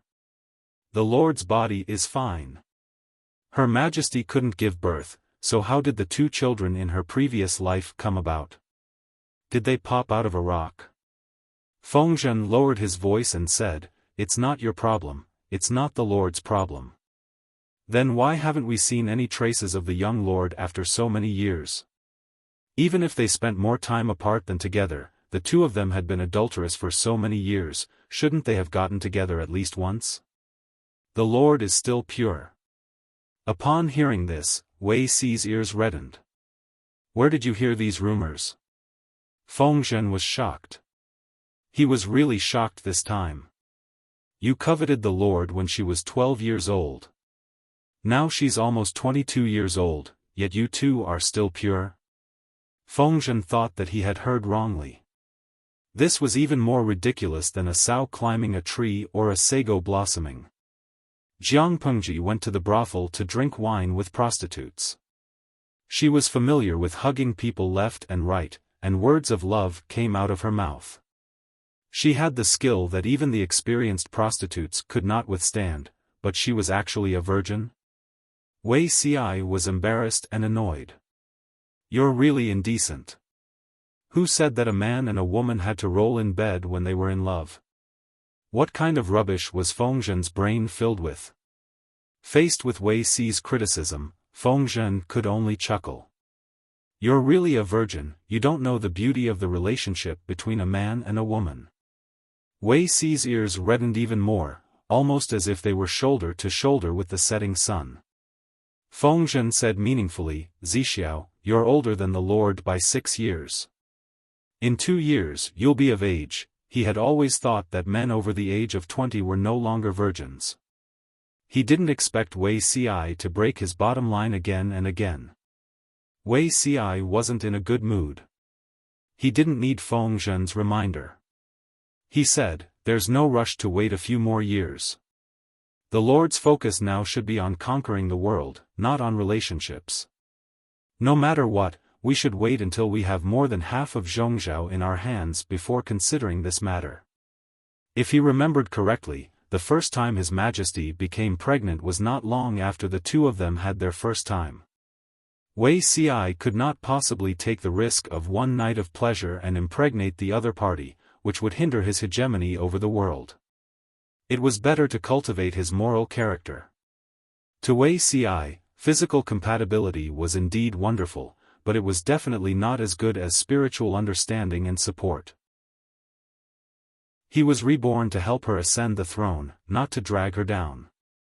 No one could stop him, not even himself. If anyone dared to obstruct him, Wei Ci would not be lenient, including himself. Feng Zhen was speechless. Zhongzhou? Zhongzhou is not a place that Dongqing or Nanqing can compare to. The Nie family of Zhongzhou is very tricky. Would he only consider having children after taking over half of Zhongzhou's territory? Who knew how many years later that would be?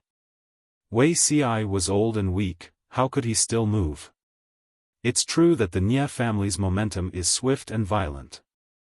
They've become the most powerful feudal power in Zhongzhou, but it's only temporary.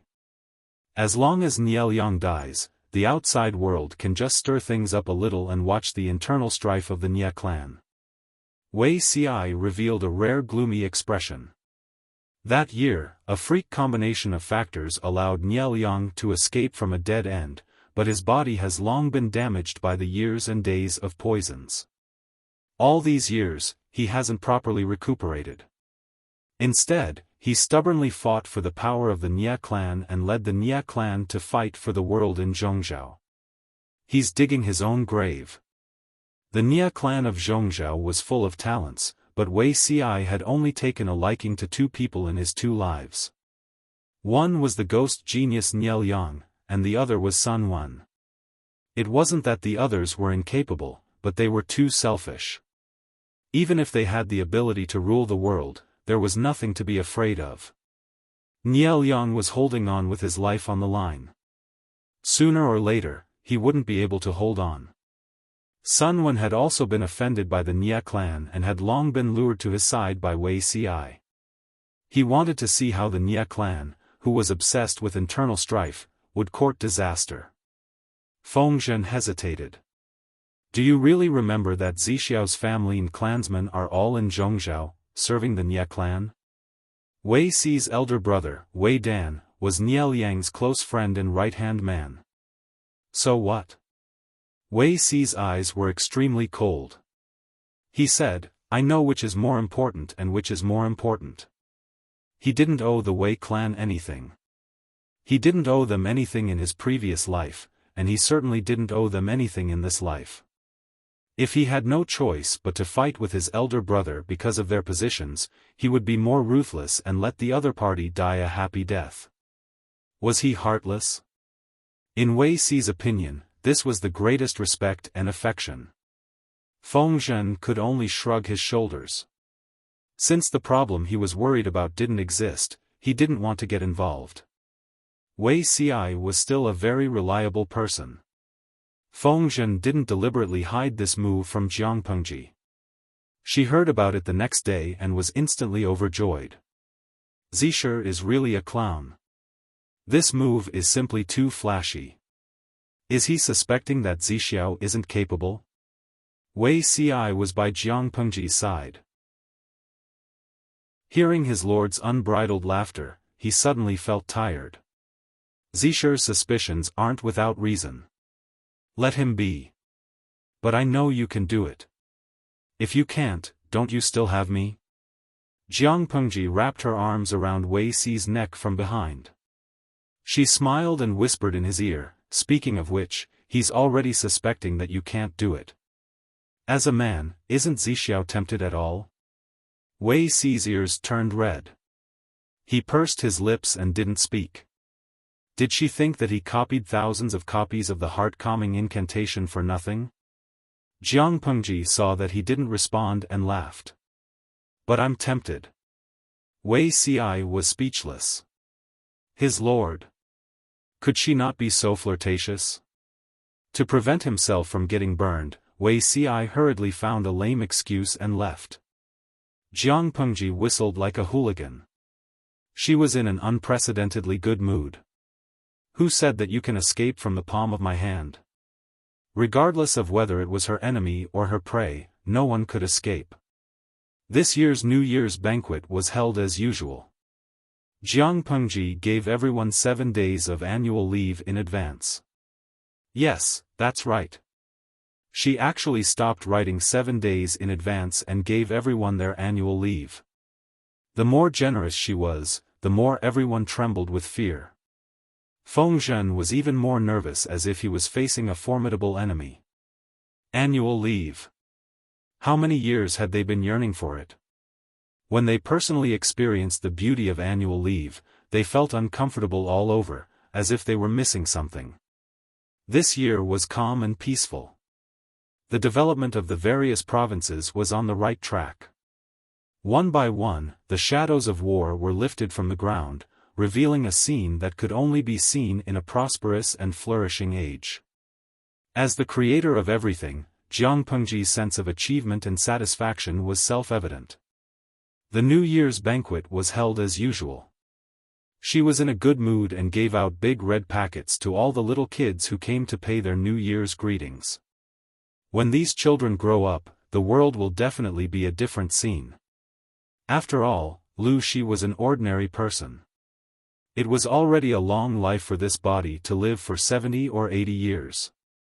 Jiang Pengji could only entrust the future to the group of children in front of her, who were full of vigor and hope. Qiguan Rang glanced at Wei Si and sneered. We still lack a young lord. Without a young lord, no matter how many people there were in the new generation, it would be a waste. If the hard work of the previous generation could not be passed on to the next generation, wouldn't it be a waste of effort for others? Jiang Pengji was a little tipsy. There will be. She only hoped. Chapter 1431. After the New Year's banquet, everyone went back to the manor to stay up.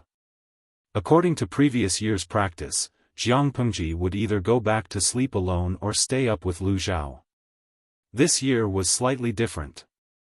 Lu Shi and Gu Zhen were both there. As their daughter, she should accompany them.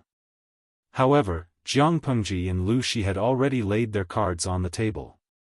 She did not want to face Lu Shi on such a beautiful day and continue to put on a fake show of filial piety. She simply said that she was not feeling well and left. Gu Zhen frowned and asked, "Where is Lanting not feeling well? Did you call the doctor to take a look?" The servant did not know and could only answer vaguely. Lu Shi, who was sitting at the head of the table, raised his eyebrows slightly and said calmly, "Lanting's status is different from the past. Since she is not feeling well, let her rest." Staying up for the new year was just a dispensable formality. He could not disturb Jiang Pengji's recuperation because of this matter. Seeing that Lu Shi had spoken, Gu Zhen could only swallow her words in embarrassment. Fortunately, my sister did not come. If she came, I don't know how ugly this scene would be. Lu Zhao was dressed in exquisite and luxurious clothes. Since he got married, he looked much more mature, but he still had the appearance of a fair and tender rich man of leisure. No matter who saw his appearance, they would always say that he was gentle and harmless. Why are you saying this? If others hear it, it will be embarrassing for no reason. Lu Zhao's wife still looked a little immature. Her every move was steady and polite. Hearing her husband's private murmur, she reminded him in a light tone.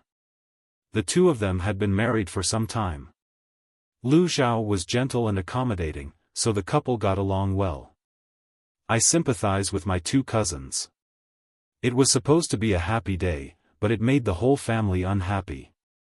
Lu Xiao glanced at his two cousins with the corner of his eye and sighed in his heart. Meng Heng and Nia Sun were also unlucky. They should have stayed at home with their wives and children to stay up for the new year. They did not expect Gu Zhen to have a sudden impulse. She hoped that the two of them could bring their families to accompany her. To put it nicely, she wanted to enjoy the happiness of a family. Could they refuse? They could not. Although Lu Xiao was a complete rich man of leisure, he was not stupid. He could see clearly in the dark. From his point of view, his two sons and Gu Zhen did not have feelings for each other. She would only push them away by being so forceful. Was this a mother who was eager to make up for her two sons? Lu Xiao snickered in his heart. His stepmother in name, but his aunt in reality, was definitely not that sentimental. Lu Shi, who had raised him for 12 years, abandoned him just like that. He turned around and chose the current Jiang Pengji. In that case, how much weight did her eldest son, whom she had almost no contact with, and her youngest son, who had been missing for more than 20 years, weigh in Gu Zhen's heart? His eagerness to mend their relationship was more like trying to cover it up. She used her mother's naturally powerful identity to force her son to obey her, and then satisfy the guilt in her heart. Lu Xiao seemed gentle and harmless, but in his heart, he was not stingy with using the darkest thoughts to judge others. The whole family happily gathered together to celebrate the new year. That was the joy of a family. The group of people looked at each other, speechless. This was called mutual harm. On New Year's Eve that year, Meng Heng and Nia Sun's families had a terrible time. In the end, they had to use their children as an excuse to leave early. On Jiang Pengji's side, it was a completely different scene. Speaking of which, this is the first time I'm staying up alone with Zixiao on New Year's Eve. Jiang Pengji, who was unwell, refused to leave Wei Xi's house at that moment. Looking at her lively appearance, she did not look unwell at all. Wei Xi did not answer. He raised his hand and pushed the preserved fruit that she liked to eat in front of her. The corners of his lips curled into a faint smile. "By the way, have you opened the gift that I gave to Zixiao?" Wei Xi said, "I haven't opened it yet." Jiang Pengji rested her chin on her hand and said, "Then open it now and take a look." Wei Xi could not help but laugh. "How can you open a gift in front of the host? I'm being impolite." Jiang Pengji winked at him. Her eyes were deep and bright under the candlelight. "According to our relationship, this little bit of impoliteness is more like fun." Wei Xi could not dissuade her, so he could only take out a square red box from his sleeve. The box was wrapped in a layer of unknown material. The outer skin felt soft and delicate. Even though Wei Xi was knowledgeable, he could not recognize the fur of an animal. Under Jiang Pengji's burning gaze, he gently opened it. Under the candlelight, 2 spots of dazzling white light were reflected. It was extremely dazzling and beautiful. "Is this a ring?" Wei Xi fixed his eyes on it and realized that the white light came from the jewels inlaid on the surface of the ring. As far as he knew, this shining thing was the King Kong that was spread to the Central Plains from a faraway country in the west. "I heard that the hardness of gold is rare in the world. Even steel and bronze cannot be damaged. The surface of this object is smooth, and the arrangement of the cross-sections seems to be regular. It doesn't look like it was formed naturally. Does my lord know who made this object? He actually has the ability to make it look like this." Jiang Pengji said, "A pair of diamond rings, just like you and me." She could not give Wei Xi a status, let alone announce it to the world. For Wei Xi, who was deeply educated in the ancient orthodox way, this was a pity. If he were to ask himself honestly, he reckoned that Wei Xi had not thought of this in his previous life. Now that he realized it, he naturally had to do something about it. Diamond rings? Wei Xiai took out the 2 rings doubtfully and realized that the 2 rings were of different sizes. I secretly measured the thickness of your fingers to customize it, Jiang Pengji said. Shall I help you put it on? She was grateful to the old chief for buying it on her behalf. Otherwise, Jiang Pengji could only find a goldsmith in this world to make a pair. Wei Xiai said reservedly, "Thank you for your trouble, my lord." Jiang Pengji put it on for him. She reached out her hand in satisfaction and gestured for him to put the lady's ring on her too. Pure gold was soft and easily deformed after wearing it for a long time. Diamond rings did not have this concern. Regarding this, the old chief even mocked her. Because in Jiang Pengji's era, diamonds were indeed a very cheap raw material for jewelry. It was useless even if they were hard. However, Jiang Pengji was not after the value of the diamond itself. She was after the meaning that people gave diamonds. In Salted Fish's dimension, one had to buy a diamond ring to get married. Jiang Pengji naturally followed the crowd. This object is hard and won't deform even if you wear it for a long time. It will never change. Wei Xiai then realized that something was wrong. He only felt his heart was in a mess and his face turned red. Jiang Pengji reminded him, "Zixiao, take a look. There's another thing in the box." Wei Xiai shyly took out the thing in the box. "What is this?" The object was squarish, soft, and cold.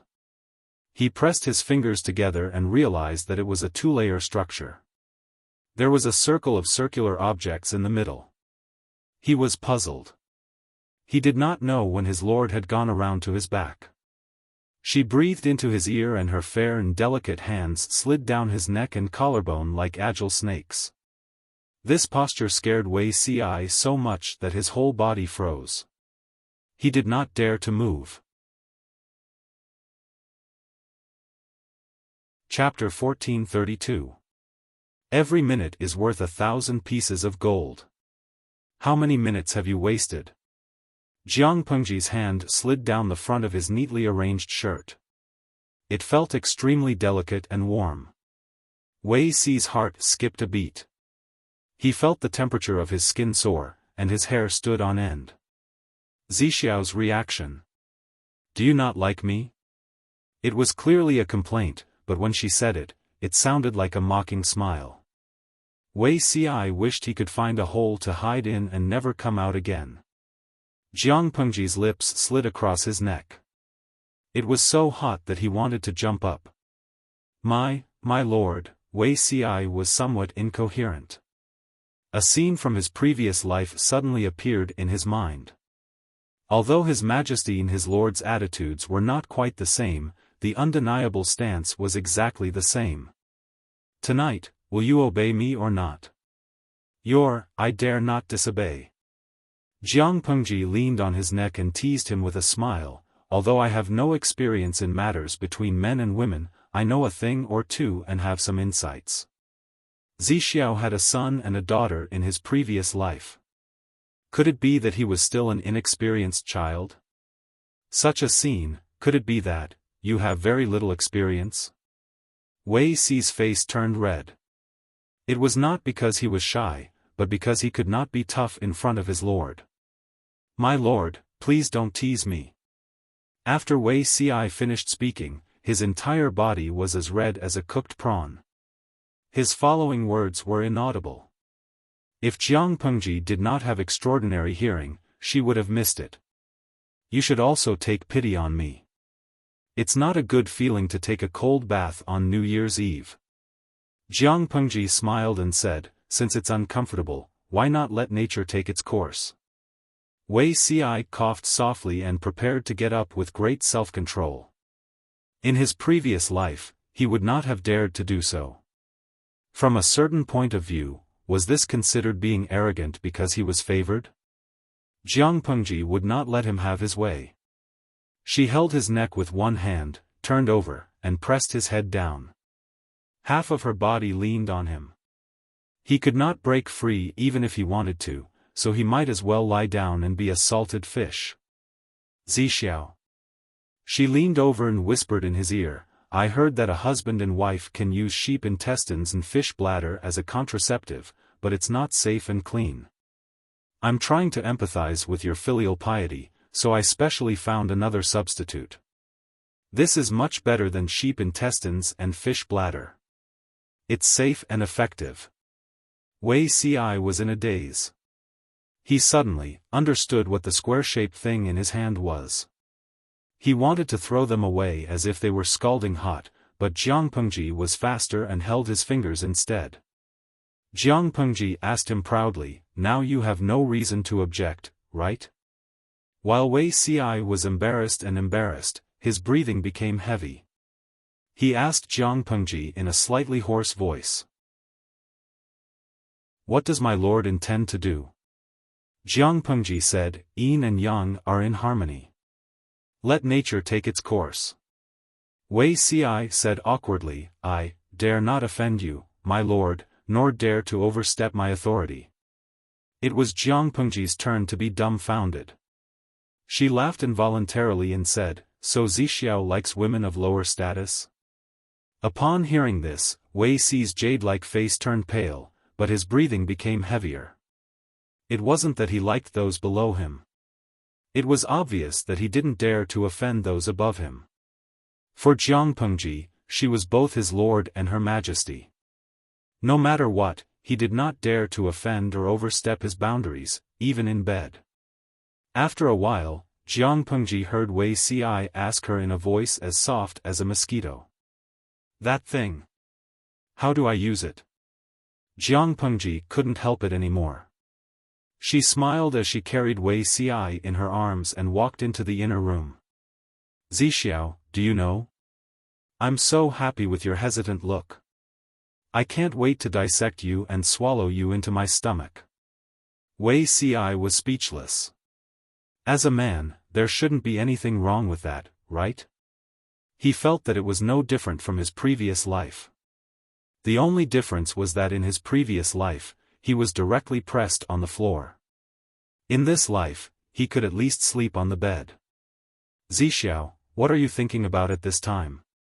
Jiang Pengji couldn't wait to let go of his clothes. Her right hand slid to his waist and randomly touched the belt. She gently pulled and untied it. Wei Ci blinked and suddenly said, if my lord is a man, this scene seems to be more reasonable. Jiang Pengji smiled and echoed, no matter if it's a man or a woman, you can't turn the tables. After saying that, she threw the belt out of the quilt. Without the belt to bind him, it was very easy to untie his clothes. Under the flickering candlelight, she threw the clothes one by one out of the bed. Seeing that Wei Ci was about to become an egg with its shell peeled, Jiang Pengji herself was still. No, she was also missing 2 pieces of clothes. The lapel of her inner garment was loosened, revealing a light yellow lotus undergarment. Jiang Pengji was speechless. Wei Ci was speechless. He quietly retracted his hand, but he was caught midway. Wei Zixiao, didn't you say not to offend or overstep your boundaries? Wei Ci said, although I dare not overstep my boundaries as a ruler, men and women have different responsibilities in bed. I'm just doing my duty, that's all. After saying that, Jiang Pengji lifted the quilt and covered the 2 of them. Without the illumination of the candlelight, their vision was pitch black. Their other senses became more acute. Their breaths mingled, and the temperature of the air rose rapidly. Jiang Pengji fumbled to untie Wei Ci's hair crown and jade hairpin, letting his long hair fall like a waterfall. She kissed him from his eyebrows to his eyes, all the way to his lips. Their lips touched, and the atmosphere that was originally as warm as the spring rain immediately became as hot as the scorching sun in summer. Wei Ci was not stiff and did nothing. He took the initiative to wrap his arms around her neck and shoulders. He used his fingertips to tease the string of the undergarment and untied it. Jiang Pengji bit his lower lip in a punitive manner and teased him with a smile, a gentleman? Wei Ci said helplessly, I'm also a man, but a man doesn't equal to a gentleman. Moreover, how can I restrain myself when my true love is in my arms? Under such circumstances, it was really difficult for him to ask him to be like Lu Xiaohui. If his lord knew her place, he could still tolerate it. He really couldn't help but light a fire everywhere. I love how you say one thing but mean another. Jiang Pengji smiled. Now that we're being honest, I find you even more pitiful and adorable. They were originally people with feelings. A little provocation would cause dry firewood and blazing fire. Moreover, the two of them were already in a state of being honest with each other. Jiang Pengji lingered on his neck in a punitive manner. Wei Ci could only force himself to stay awake. My lord. It's not good if someone sees traces of us tomorrow. Jiang Pengji bit his collarbone with her tiger teeth. She was neither gentle nor forceful, and the strength of her provocation made Wei Ci gasp slightly. Who said that you can meet people tomorrow? Wei Ci was speechless. We have all the time in the world. Jiang Pengji smiled. Why do you think I gave you this annual leave so readily? Wei Ci was speechless. Jiang Pengji's hand slid down his waist. That piece of skin was extremely sensitive. He never knew that a person's body temperature could be so terrifyingly high. It seemed that he was scorched by the temperature of Jiang Pengji's palm. His whole body trembled, and his reddened eyes emitted misty water vapor. My lord, are you in pain? Both of their bodies stiffened for a moment. Jiang Pengji stroked his face with one hand and sealed it with a kiss.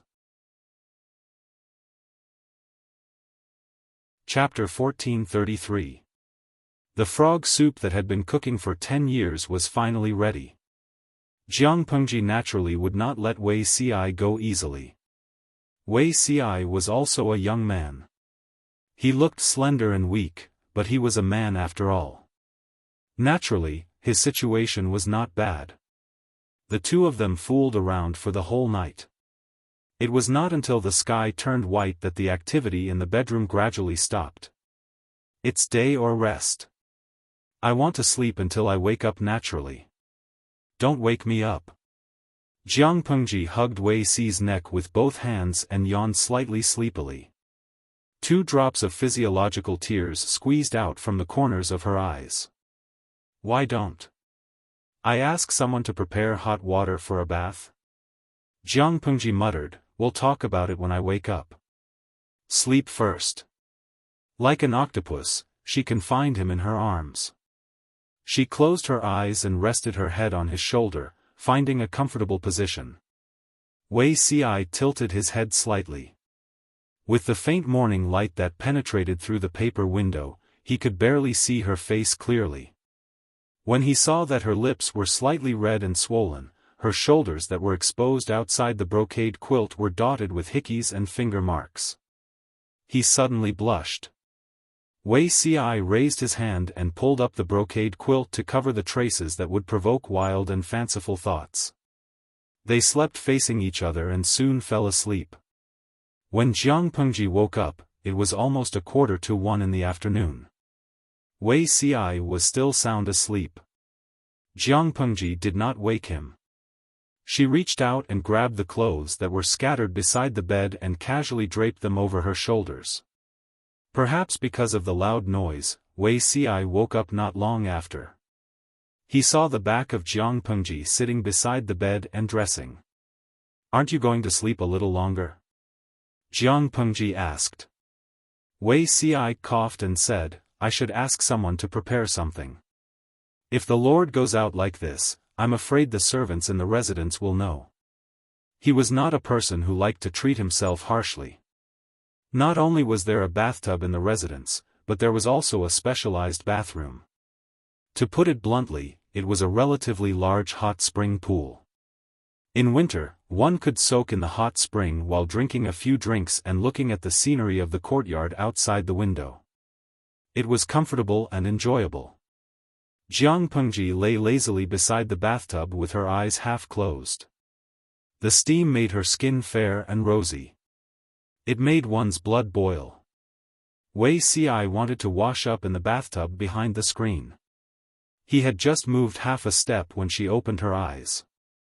There was a hint of threat in her eyes. Seeing that Wei Ci had stopped, Jiang Pengji closed her eyes lazily and muttered, "My hair is wet, it's uncomfortable." After a while, she realized that Wei Ci had brought a wooden basin filled with clean hot water. He scooped up her long hair from the water. Jiang Pengji would trim her hair regularly, but her hair was still very long. It took some time and effort to wash it. When she woke up in a daze, she found herself leaning on Wei Ci's knee. Her long hair was washed clean, and a pair of slender hands was carefully wiping her damp hair with a dry cloth. Seeing that she had woken up, Wei Ci coiled up her long hair and fixed it with a hairpin. Jiang Pengji smiled as she extended her hand and slid it from his shoulder to his neck. Her fingertips hooked onto his Adam's apple. "You've already washed my hair. Why don't you pack my bath too? This shouldn't be considered overstepping my boundaries, right?" Wei Ci, by the time the two of them were done fooling around, an hour had already passed. Jiang Pengji took the clothes off the hanger and compared them.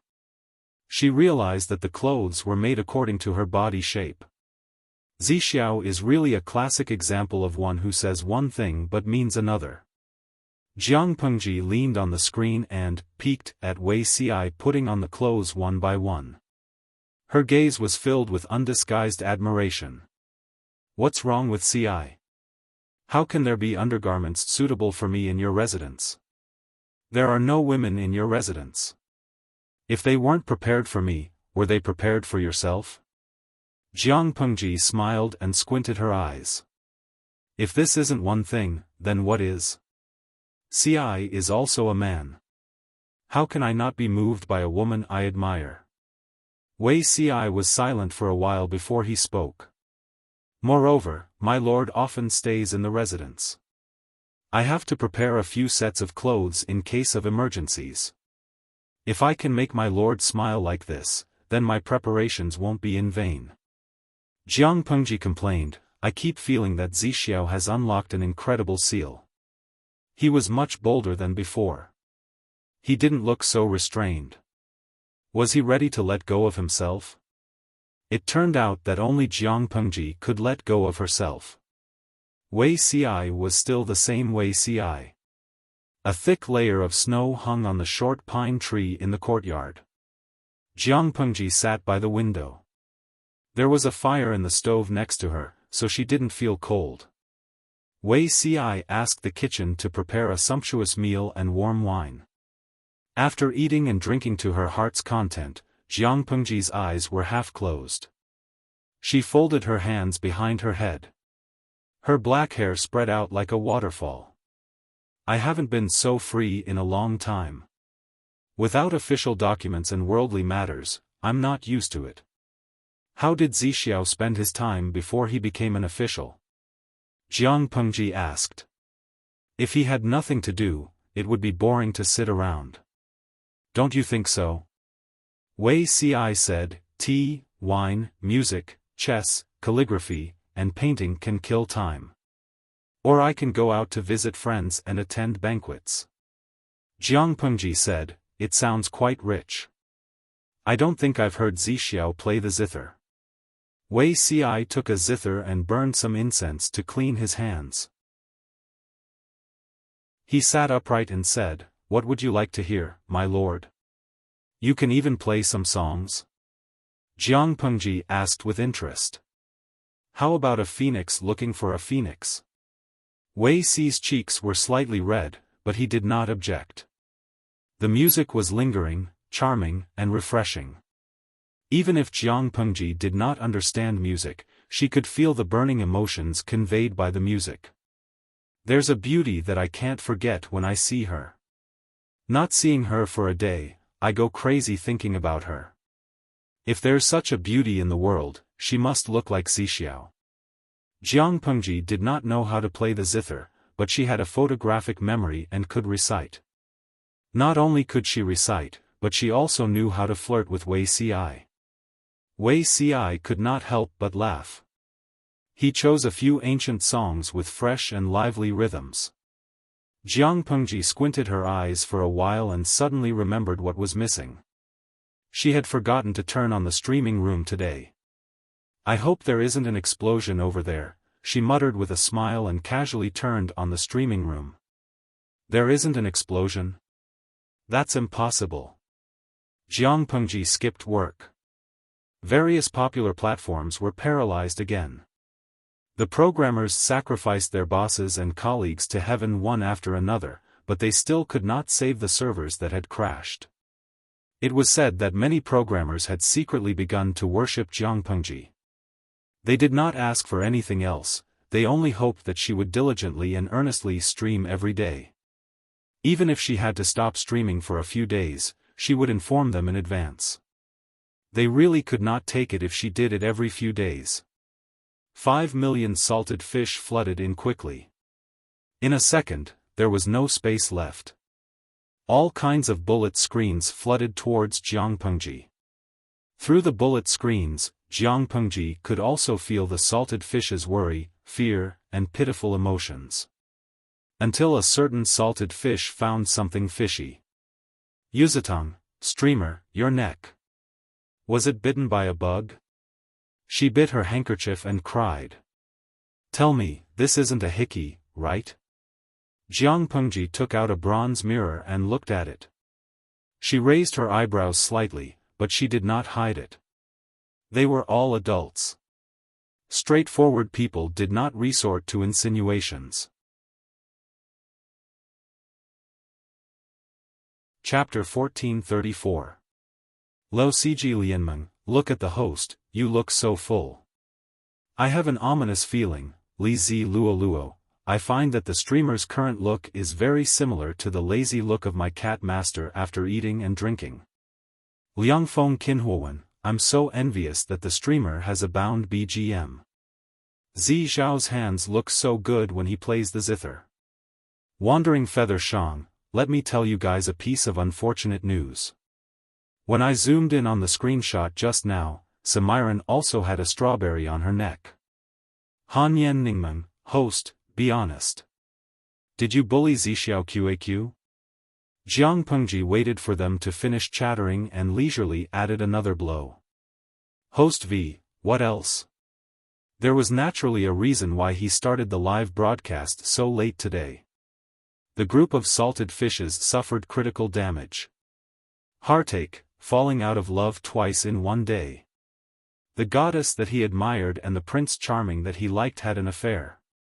The salted fishes turned their grief and indignation into motivation, and a huge amount of resentment surged through the network, instantly crashing the servers that had just stabilized with great difficulty. Programmer Ape, the coder Ape and the boss, who had been sacrificed to the heavens, died with everlasting regret. Jiang Pengji was about to mock him mercilessly when her private chat rang. The system notified her that she had not received an email. What did the old general send her this time? Jiang Pengji felt that she was playing the traveling frog version of the old chief because he would bring her local specialties from different places every few days. Of course, she didn't dare to let the other party know about this. Otherwise, who would buy for her in the future? This ancestor had to be worshipped.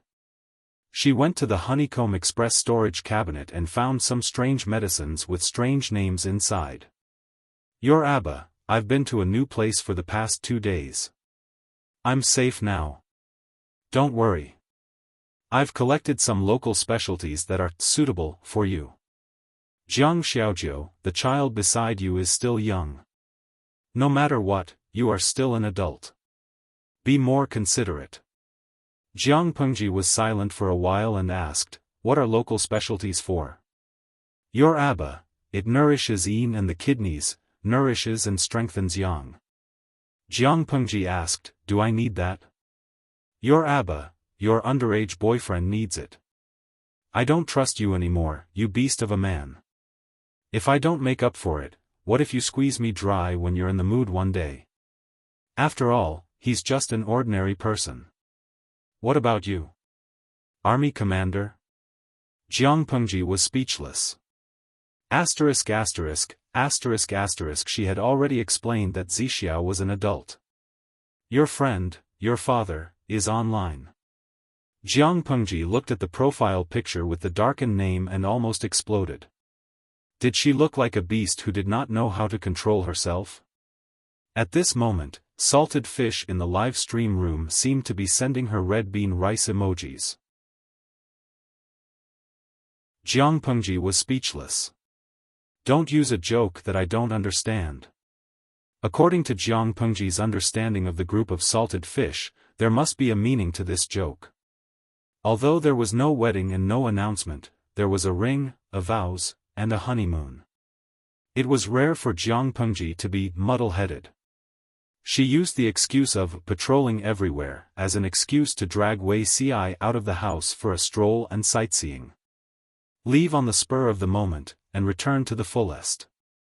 In the blink of an eye, it was the 7th day of the Lunar New Year. The markets resumed their normal operations. Jiang Pengji's leisurely time had come to an end. From the first day of the Lunar New Year to the 7th day of the Lunar New Year, Qiguan Rang and the others were either visiting their relatives and friends or attending banquets. Almost no one noticed that their lord had disconnected. No, he should say that he knew, but he pretended not to know. On the first day of work, Fengzhen leaned over to Wei Xi's side and said, "You've worked hard." Wei Xi was stunned and asked in confusion, "What?" Fengzhen teased, "If I didn't have the courage to be filial and sacrifice myself to feed the tiger, how could I have such a long holiday? I'm so tired that my bones are stiff." "You," Wei Xi almost lost his temper. Fengzhen hurriedly pressed down on his shoulder and laughed. "If you don't want people to know, why don't you cover your neck?" Wei Xi gritted his teeth and said, "It's really the nature of a prodigal son." As he spoke, he couldn't help but tighten his clothes. Little did he know that there were no marks on his neck. Fengzhen was just bluffing. Moreover, so what if there were marks on a man's body? At most, he would say that he was a romantic.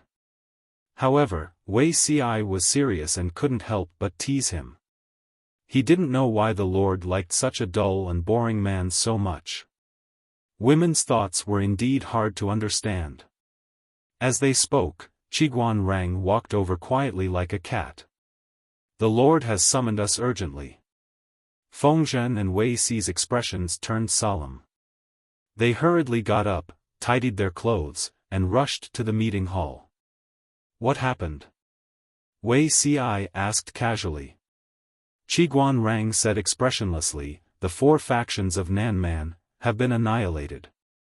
Wei Xi stopped in his tracks and almost lost his footing. He instinctively grabbed Qiguan Rang's arm. "What?" Qiguan Rang repeated, "There was an urgent secret letter just now. The Nanxing Alliance army defeated the 4 factions of Nanman. The army marched straight into the heart of the 4 factions of Nanman and captured more than 1 million captives. According to the letter, the Nanxing Alliance army discussed and decided to annihilate the entire tribe. Regardless of gender or age, not a single person was left alive. The Nanxing Alliance army is really ruthless. It took them several days to kill all the barbarians." Wei Xi felt a chill run down his spine. He said in a hoarse voice, "Nanxing, how could they make such a stupid move?" According to his calculations, there were still many years before Chui used up all his resources to annihilate the 4 factions of Nanman in his previous life. In his previous life, he massacred more than 638,000 people from the 4 factions of Nanman. Regardless of whether they were men, women, the elderly, children, or infants waiting to be fed, almost no one survived. In this life, it was even more tragic. There were more than 1 million of them. Was the Nanxing Alliance army crazy? The 4 factions of Nanman had extraordinary combat power. There were more than 1 million of them. How could they let the Alliance army win so easily? Qiguan Rang said, "The heavens did not grant them their wish." An extremely terrifying epidemic broke out in the territory of Nanman. There were countless deaths and injuries. There was not even a tenth of the young fighting power left. Whether it was Qiguan Rang or Wei Ci, they did not think that this epidemic was deliberately planned by someone. The strong bodies of the Nanman tribesmen could not withstand the torment of the epidemic. At first, they could still hold on, but as time went on, there were countless deaths and injuries. It was said that at its worst, more than 10,000 young men died in a day. Wei Ci asked, "Epidemic? What about the Alliance army?" When the two armies fought, the four factions of Nanman suffered. There was no reason for the Alliance army to stay out of it.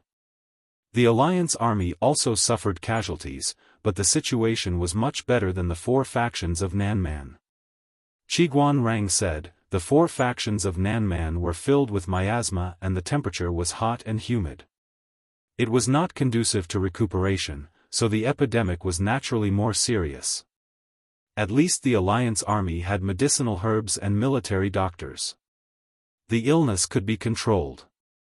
Wei Ci was so shocked that his mind went blank. It was as if he had been pulled back to the scene of his previous life. More than 638,000 people died in one place. Some were buried alive, and some were beheaded.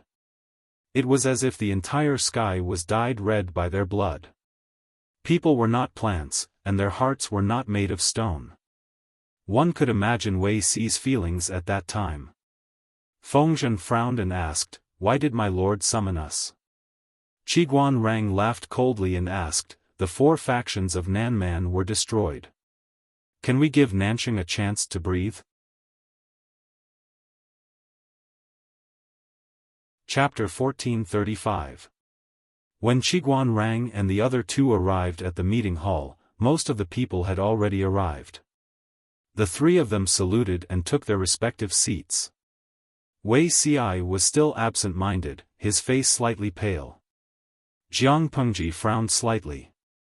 If there was nothing important, Wei Ci's sense of responsibility would not be distracted in an official setting.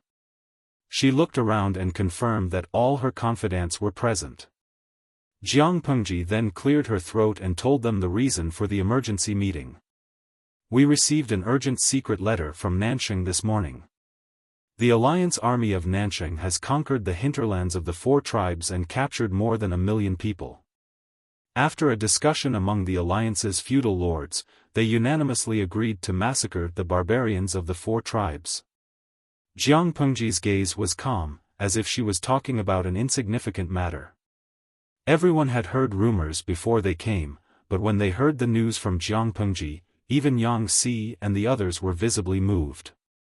In troubled times, human lives were like grass. People would always die in war. They were mentally prepared, but to massacre 1,000,000 people at once, Li Yun probed, 1,000,000 strong young men? Jiang Pengji said impatiently, "The population of the four tribes of Nanman is small. After 10 years of chaos, how can there be 1,000,000 strong young men? If there were 1,000,000 strong young men, they would have wiped out the Alliance army of Nanxing long ago. Most of the 1,000,000 people are elderly, women, children, and babies. Perhaps the women's fetuses are also included. The Alliance army of Nanxing is venting their hatred for the annihilation of their country. They are really ruthless." The four tribes of Nanman had been fighting for years. The depletion of the young men could not keep up with the speed of replenishment. In addition to the epidemic last year, their combat power was seriously affected. If the weather had not turned cold soon after the outbreak of the epidemic, which more or less suppressed the epidemic, more people would have died from the epidemic. In ancient times, the medical standards were poor, hygiene awareness was poor, and medical resources were lacking.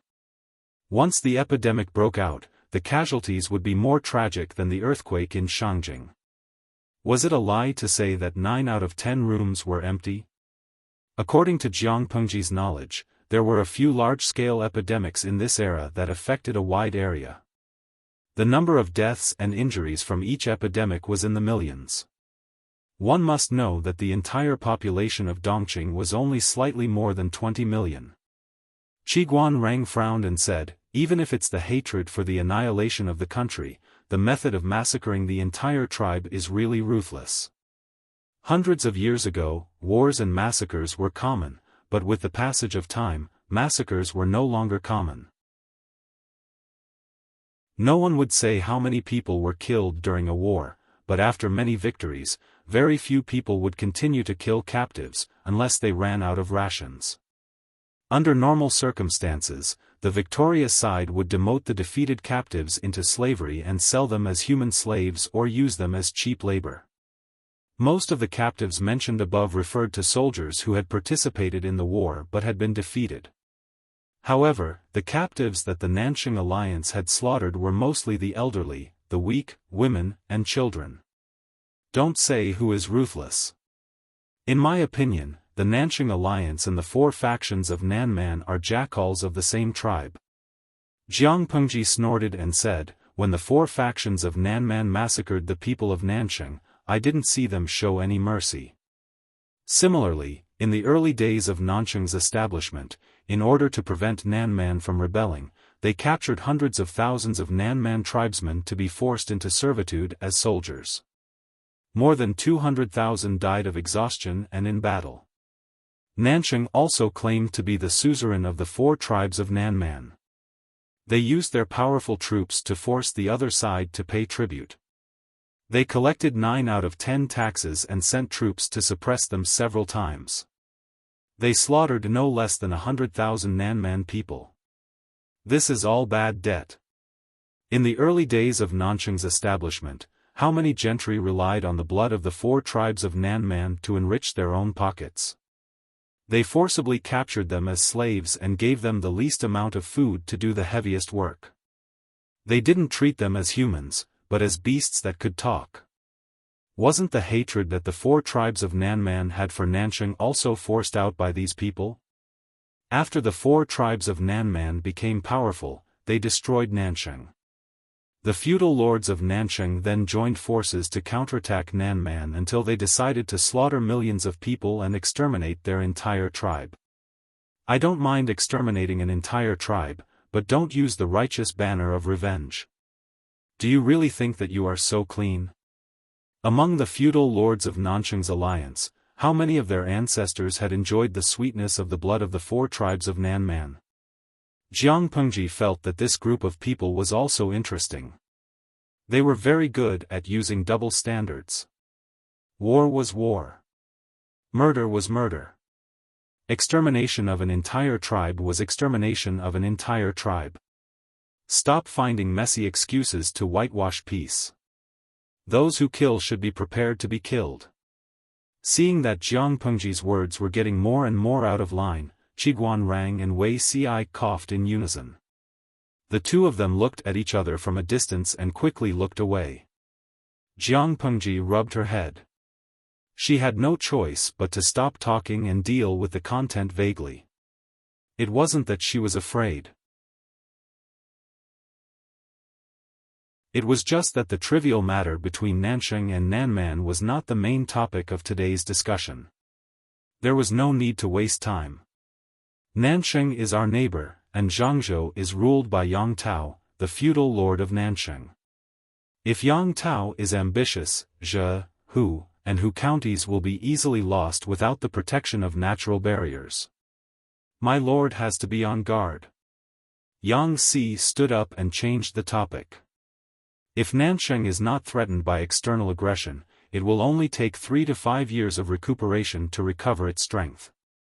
When that time comes, it will become a great threat. In my opinion, we need to make countermeasures as soon as possible. This wasn't taking advantage of the situation, it was taking preventive measures. Who asked Yang Tao to occupy Zhangzhou?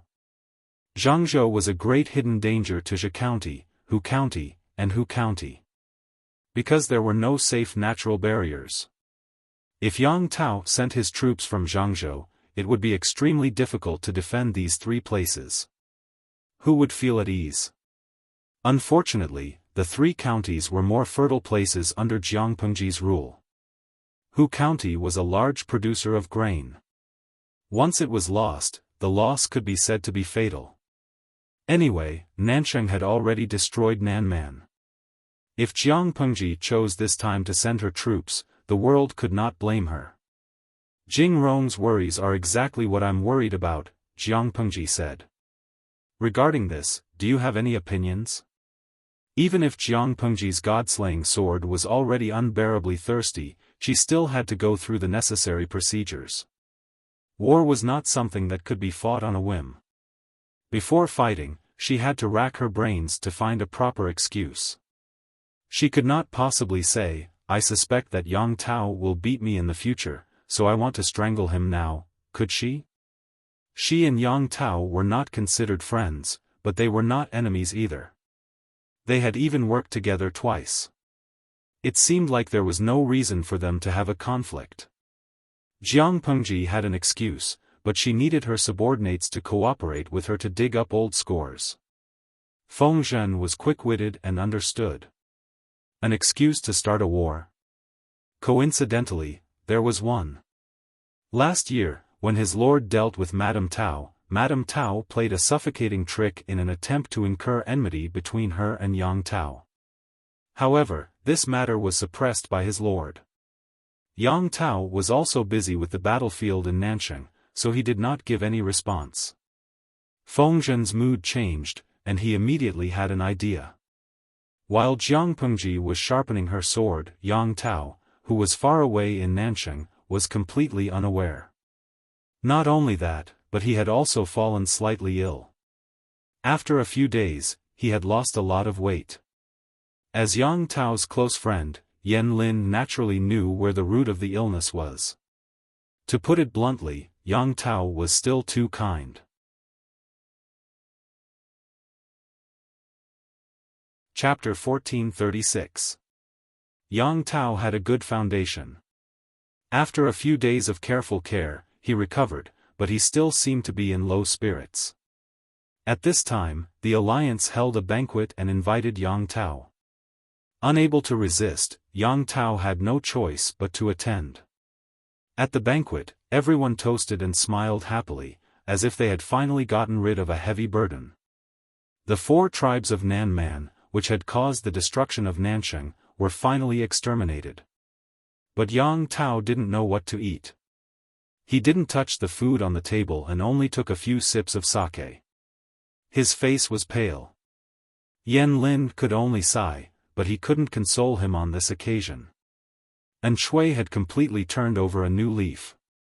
Thanks to Hua Yuan's secret plan, his forces were the most well-preserved. Even when the plague was rampant, they didn't suffer many losses. The other vassal forces suffered heavy losses and naturally didn't have the right to compete with Shui. They could only feign civility. Naturally, Shui became the leader of the alliance army. He had the greatest right to speak, becoming the alliance leader in name only. After the banquet began, he praised everyone's contributions as usual. The other vassals smiled and echoed, occasionally praising Shui. Of course, it didn't matter if they thought so or not. Shui was satisfied with everyone's reaction. The hatred and resentment that had accumulated over the years disappeared with the extermination of the 4 tribes of Nanman. Nanman was the mountain that had been weighing on his heart. Now that this mountain had been overturned, he could finally relax.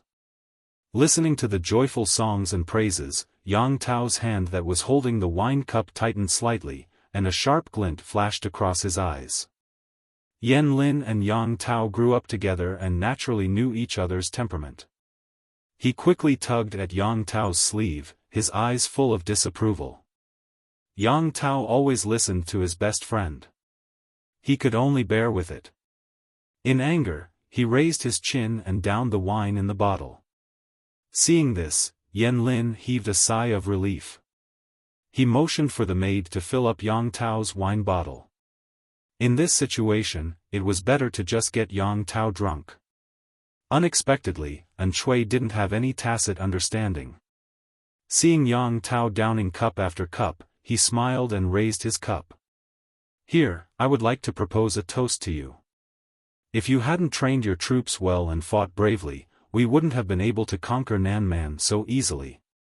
Then, Shui's strategist, Hua Yuan, also smiled and flattered him. Hearing Hua Yuan's words, Yang Tao, who had been drinking his sorrows, exploded like a firecracker. He snorted coldly and suddenly threw the golden bronze wine goblet at Hua Yuan. If Hua Yuan had not subconsciously tilted his head to avoid it, the wine goblet would have definitely smashed into his face. Everyone was startled by this turn of events. The dancers in the camp also stopped and trembled. With a clang, the wine goblet fell to the ground and made a huge noise. Hua Yuan was able to avoid the wine bottle, but the sake in the wine bottle was not so easy to avoid. Hua Yuan's wine was splashed. Yang Tao stood up angrily, gritted his teeth, and said, "What qualifications do you have to mention my father? You've insulted his wisdom." The crowd was stunned again. Hua Yuan had not said anything bad about Yang Jian just now. Instead, he had praised Yang Jian for teaching his son well. Like father, like son. Why was Yang Tao so angry? Hua Yuan raised his hand to wipe the wine off his face. He stood up and bowed in apology, but Yang Tao did not appreciate it at all. Shui felt a little embarrassed, but he had to intervene. He muttered to himself, "What's wrong with Yang Tao?"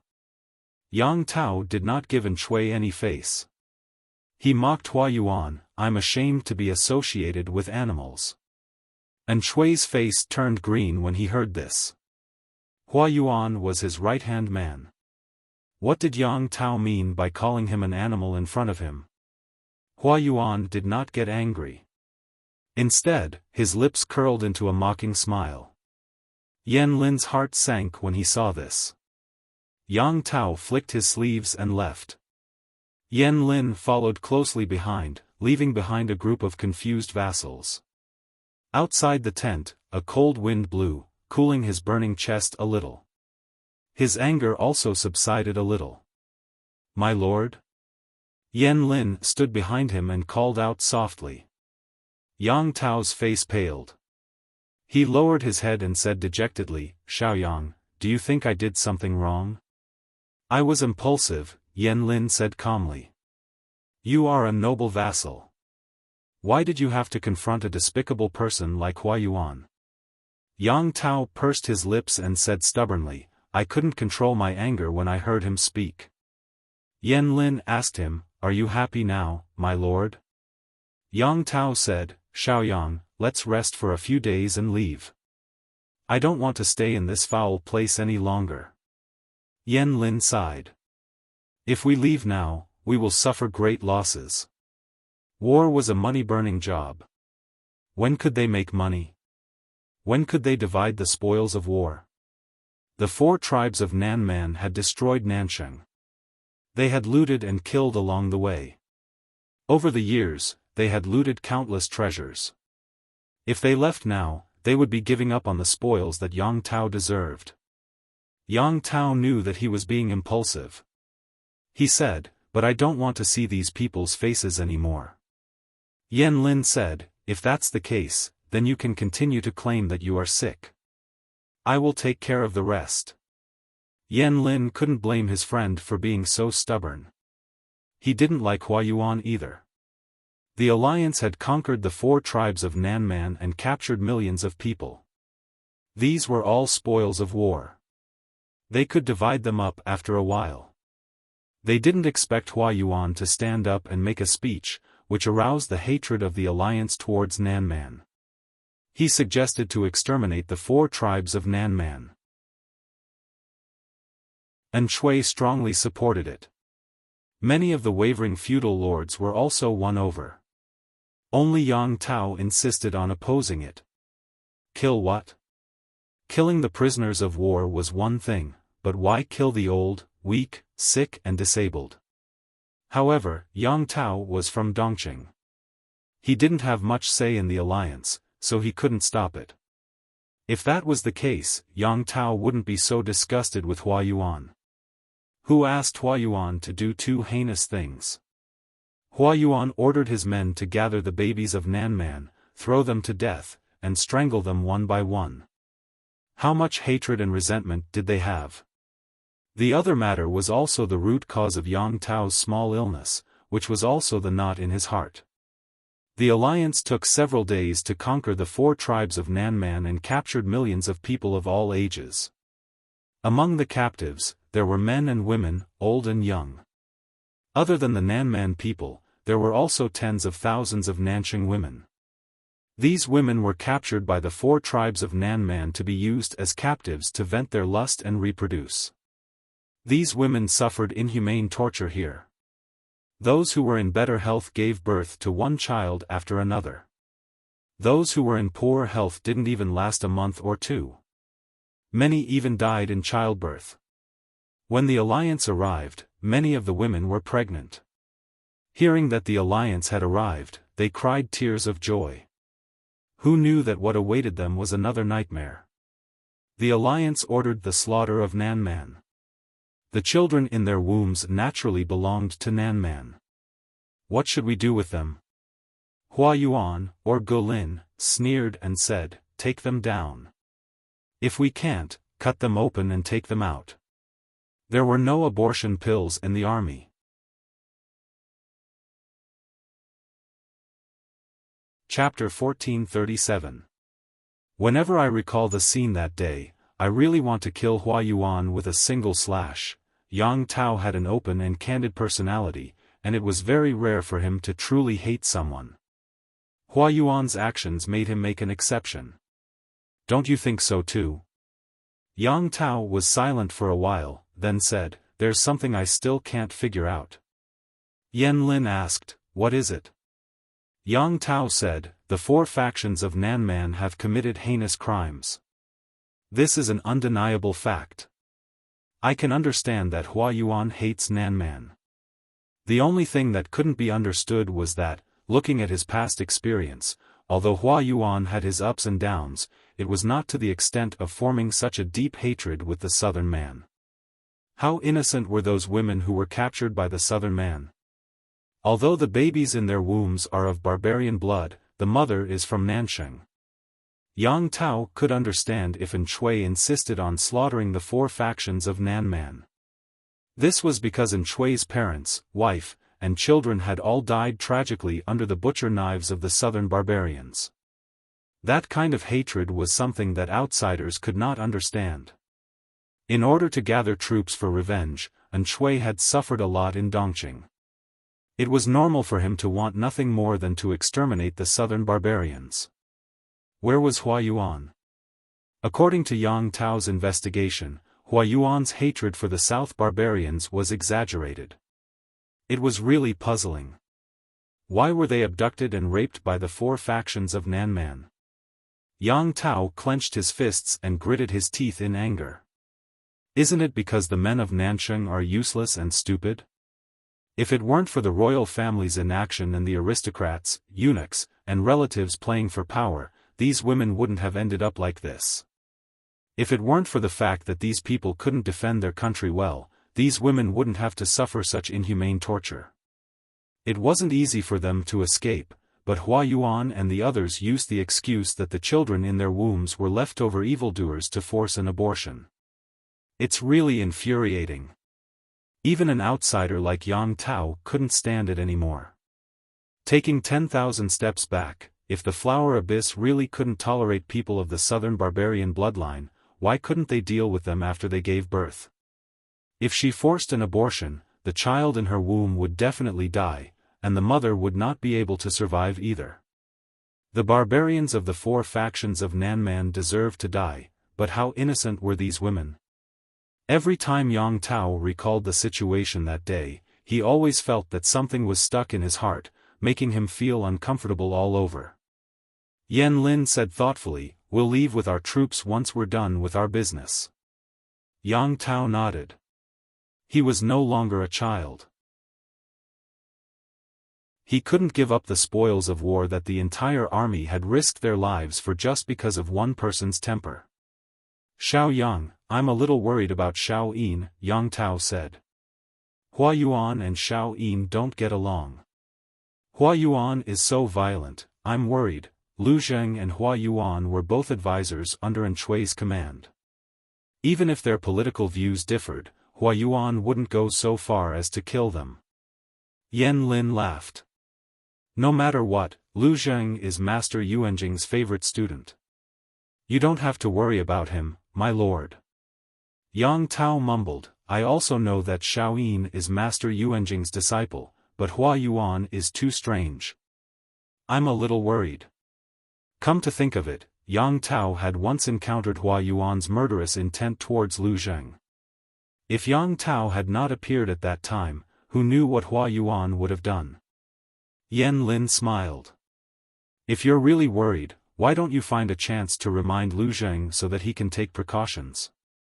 Yang Tao said helplessly, I reminded Xiaofan earlier, but I'm afraid Xiaofan didn't take it to heart. This time, it was Yan Lin's turn to feel helpless.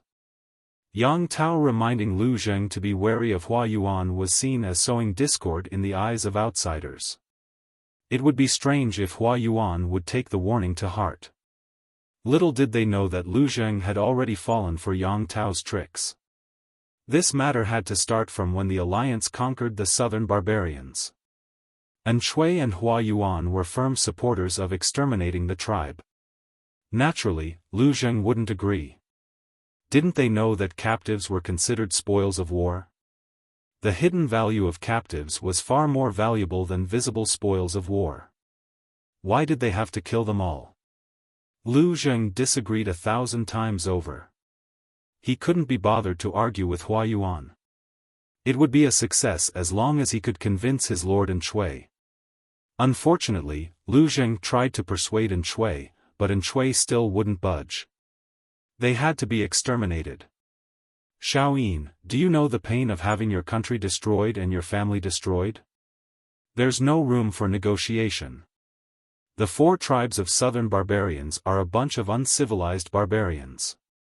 Keeping them alive will only bring us great trouble. An Chui was born into an aristocratic family, so he naturally believed in bloodlines. The evil of the 4 tribes of southern barbarians was innate. If he let the captives go, they would definitely come back. It was better to eliminate them once and for all. To this day, An Chui still remembered how those barbarians had barged into his house, how they had raped his wife and daughter to death.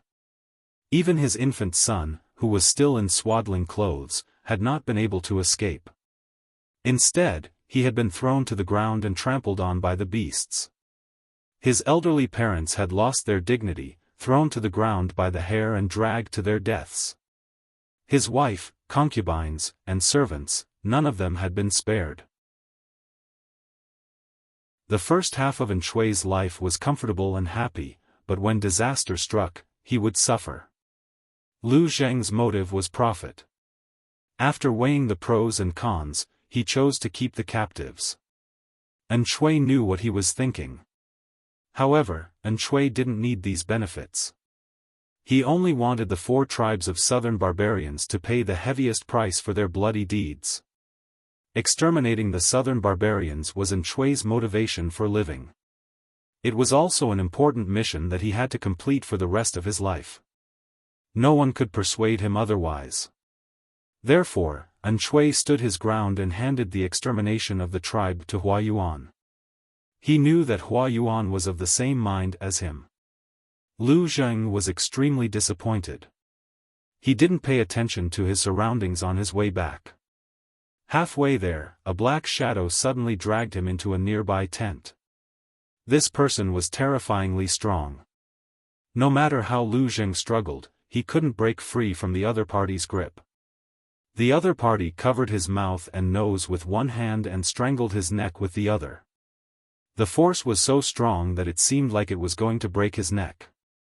Lu Zheng struggled with all his might and finally saw the person's face. It was Hua Yuan.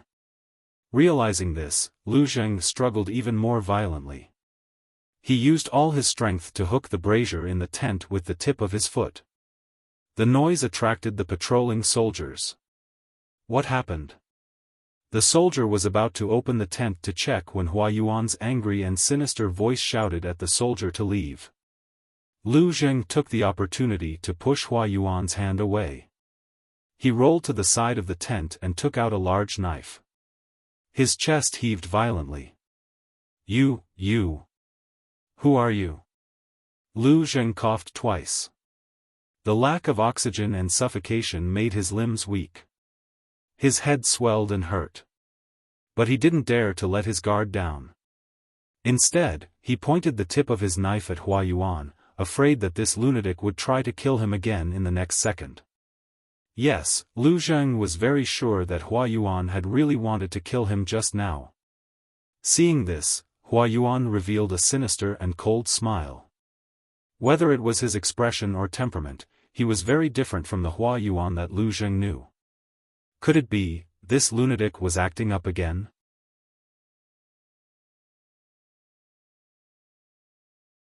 Chapter 1438. Hua Yuan's voice was trembling and crazed. How could he still maintain his usual calm demeanor? Lu Zheng's eyes were red from the pinching, and he asked again, unwilling to give up. What kind of monster are you? You're not Hua Yuan. This was too strange. This was scarier than being possessed. Even though they knew that Hua Yuan was crazy, he had been acting normally for a long time, and no one took it seriously. They never expected that Hua Yuan would want someone's life the moment he acted up. Of course I'm not that idiot. Hua Yuan sneered. I'm Go Lin, the son of the former Tiger General Ge Chun. Tiger General Ge Chun? Lu Zheng was stunned. He couldn't remember who this person was. He didn't know much about Nansheng. It was limited to the current feudal lords and the history of their ancestors. Ge Chun was a figure before Nansheng was destroyed. Because the cause of his death was taboo, almost no one mentioned his name. I'm warning you again, don't stop me. Otherwise, I don't mind making An Shui lose his right-hand man. Lu Zheng's eyes widened, and his nerves tightened. What's so good about killing the southern man captives? Just for revenge? This person had no sense of the big picture. In reality, Go Lin didn't have that. He didn't care about An Shui at all.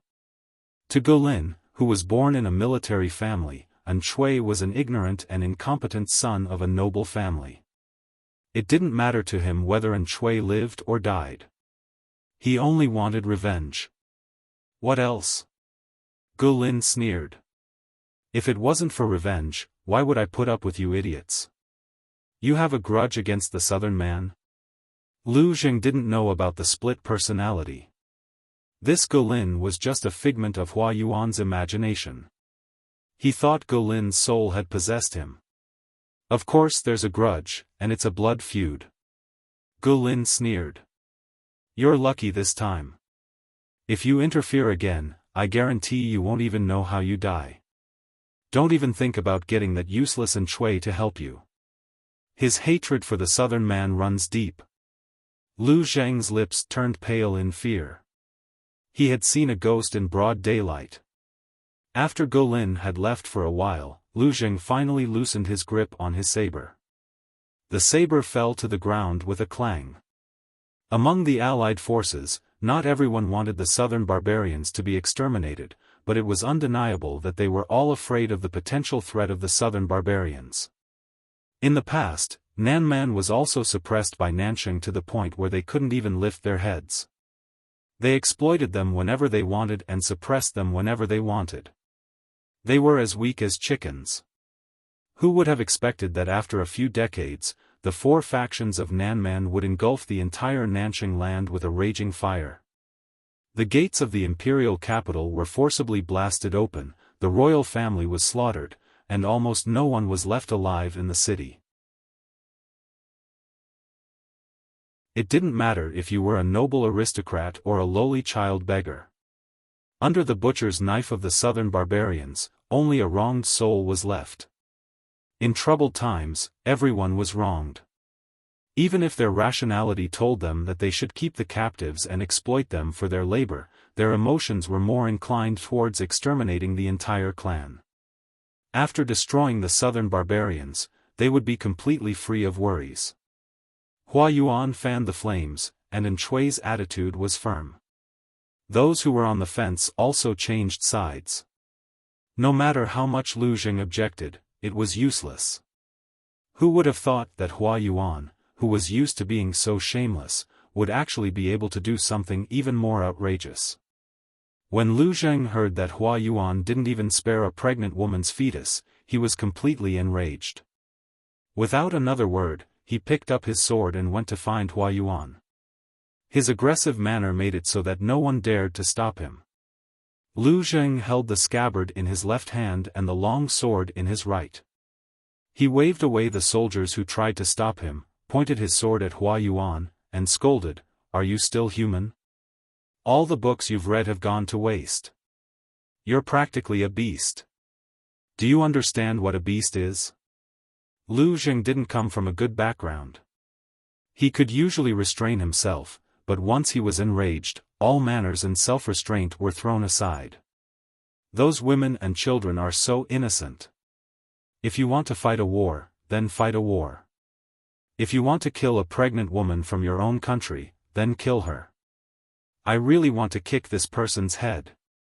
Hua Yuan sneered and took a step back. Gulin instantly switched online. They're not innocent if they're carrying a vile spawn.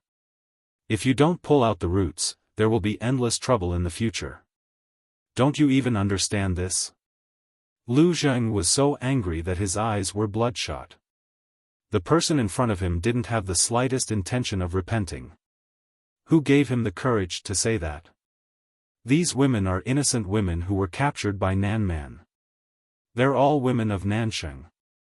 They've already suffered misfortune. Not only do you have no compassion, but you're also so vicious. Lu Xing was so angry that his hand holding the sword trembled. How are you any different from a beast by doing this? Gulin laughed. Everyone has their own fate. Lu Xing was completely enraged when he heard this. He raised his sword and prepared to kill. Let's see how I stab this bastard to death today. Everyone has their own fate. If that was really the case, then no one present had the right to destroy Nanman for revenge. They should accept their fate. The crowd didn't expect that Lu Xing was determined to kill, so they couldn't react for a while. By the time they reacted, Gulin had already snatched the sword from Lu Xing's hand with his excellent skills. Lu Xing had martial arts skills, but he was no match for Gulin. Just when he thought that his life was over, Gulin, who had revealed his murderous intent, suddenly shivered. All of you, leave. I'll have a good talk with this person. The crowd looked at each other. Because of Hua Yuan's power, they had no choice but to leave the tent. Lu Xing asked him with a sneer, "What tricks do you want to play now?" Hua Yuan raised his hand to touch his chest. In front of Lu Xing, he lifted the hem of his shirt to touch his crotch. He looked as if he had been struck by lightning. Lu Xing was speechless. Hua Yuan said, "You may not believe it. I'm Lu Shi. I don't know how I became like this." Lu Xing was speechless. Only a ghost would believe this.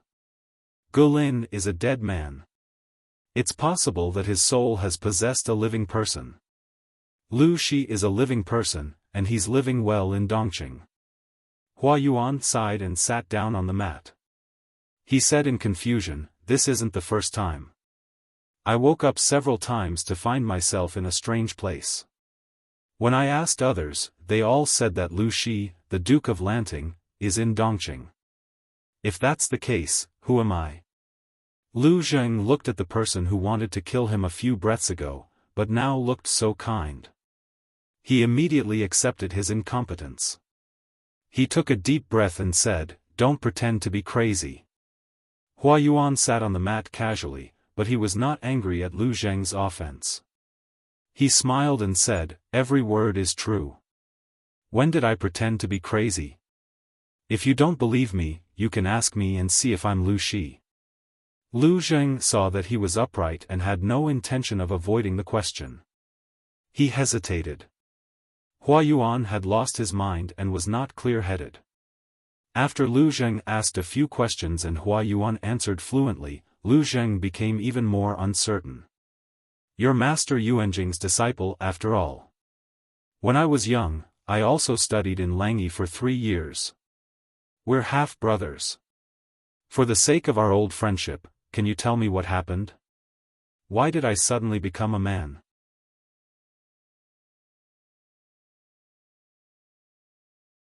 Chapter 1439. Hua Yuan's endless pestering finally made Lu Zheng relent. He took out the information he wanted. He said, now that you mention it, it's interesting. When I'm not awake, someone else takes over my place? Lu Zheng was speechless. How was it someone else taking over his place? The so-called Lu Shi in front of him was a dove himself. Without waiting for Lu Zheng to answer, he asked again, Are you sure that Lu Shi is in Dongqing? Lu Zheng knew about Hua Yuan's unmentionable illness. In the past, he didn't mention it because of his illness, but now he was too lazy to hide it. I've never heard of Lu Shi's illness. Your body is called Hua Yuan. This person has the unmentionable illness of unmentionable illness. Speaking of this, Lu Zheng revealed a somewhat malicious smile. He said, people who are unmentionable illness are crazy. It's still up for debate who you really are. Lu Shi's expression turned solemn when he heard this. Obviously, he knew what unmentionable illness meant. Lu Zheng's words indirectly denied the meaning of his existence. How can I not be Lu Shi? I'm indeed Lu Shi. I don't know why I've become like this. His originally calm expression became stiff and unnatural for a moment. Seeing this, Lu Zheng took a small step back and put some distance between the two of them. He was afraid that Hua Yuan would act up again. Lu Shi looked dispirited, as if he was thinking about something. His eyes flickered non-stop.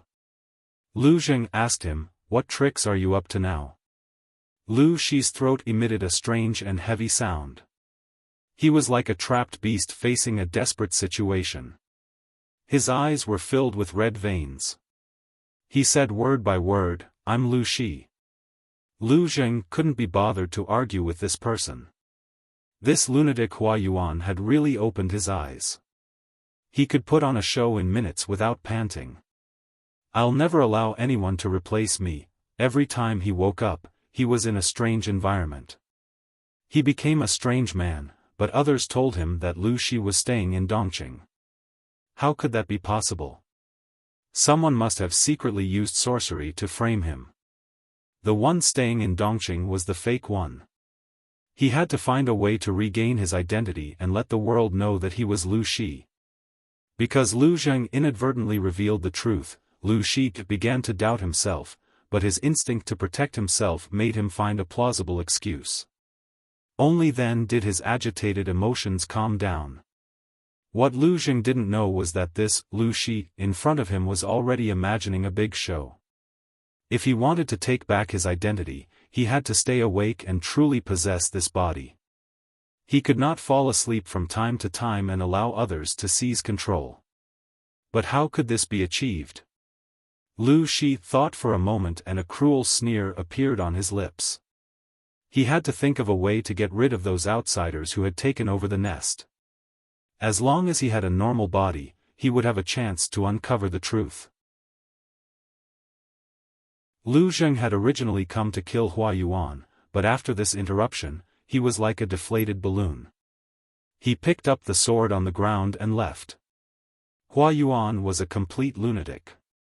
Sooner or later, he would suffer the consequences of his actions. He had been too excited just now. If he had really killed Hua Yuan, he would most likely have lost his life as well. Not worth it. Although the external threat of the South Man was gone, Nanxing did not become peaceful. Instead, it was filled with the aura of an impending storm. In the Alliance army, An Shui had preserved his strength after the plague incident. Under Lu Zheng's planning and management, his strength continued to grow. On the other hand, the other feudal vassals had suffered heavy losses in the battle against the South Man. They had also lost many of their elites due to the plague. Soon, they were left far behind by Nshui. The difference in strength between the feudal vassals was so great that Nshui was not panicking. But those who had suffered heavy losses were on tenterhooks. After the alliance army divided up the spoils of war, they all found excuses to bring their troops home. From Nshui's attitude towards the Southman captives, it was obvious that he was not a good man. Hua Yuan, who was by his side, would also do anything to achieve his goals. If Nshui suddenly turned against them, none of them would be able to escape. They would be safer back at the base camp. Yang Tao also chose to leave at this time. Before they set off, Yan Lin suddenly sighed with emotion. Nshui is a wolf with wild ambitions. Yang Tao grabbed the reins and turned to look at Yan Lin. Will Nshui send troops to ambush us again? He won't ambush us, but it's hard to say for the others. Yan Lin said confidently, the alliance army destroyed the Southman. All the families contributed and lost countless soldiers. They are at their weakest right now. Nshui's troops are well preserved. He might not let go of this opportunity. Yang Tao was confused. Why? If Nshui really had such ambitions, why would he allow the families to leave with their troops? Yan Lin sighed. His friend was indeed naive. Truly naive and sweet. Don't be stupid for free. Did he even need to think about this? If Nshui attacks now, the families will gather their forces to defend themselves. One family may be weak, but with the combined strength of several families, Nshui will lose. Yan Lin said, if the families return with their troops, they won't be able to take care of each other. It will be easier for Nshui to take them down one by one. This way, not only could he eat away at the family's strength, but he could also take back the spoils of war. Based on Yan Lin's understanding of Nshui and the others, this was very likely. Yang Tao tensed up. So we have to be prepared for a sneak attack? Yan Lin shook his head and said, Nshui will attack the families, but he won't attack us. Yang Tao was surprised. Why? Yan Lin said, don't forget, Dongqing still has Lu Shi eyeing us. If our strength is damaged, who will defend him against Lu Shi? Nshui doesn't have a good relationship with the other feudal lords. When the plague broke out, he only warned us secretly. What does that mean? Isn't it because he's worried that our strength will be damaged and we won't be able to defend against Lu Shi's army? It's not hard to guess what he's thinking. Yang Tao was speechless. Was it really not hard to guess? Why couldn't he guess at all? Lu Shi? Yang Tao said, he's defeated all the feudal lords in Dongqing. Does he still have the energy to send troops? Yan Lin said, he has to send troops even if he doesn't have the energy. Nansheng is at a low point. If he doesn't send troops now, it will be difficult for him to do so in the future. Yang Tao was silent. Lu Shi controls Dongqing and the northern borderline. How can we defend against him? Yang Tao's family was not weak, but compared to Jiang Pengji's, it was not enough. He lacked confidence. After the incident in Nanman, Yang Tao was sometimes at a loss. A general success was built on thousands of dead bodies. It was good to win, but what if he lost? The thousands of soldiers who followed him would become piles of white bones. The land he had painstakingly managed would be invaded by the flames of war. The people who had finally settled down would become homeless again. That scene was unbearable to watch, and Yang Tao did not want to end up like that. Yan Lin was not worried. He said, let's form an alliance to defend against the enemy. An alliance? Who? Yang Tao's eyes were filled with these words.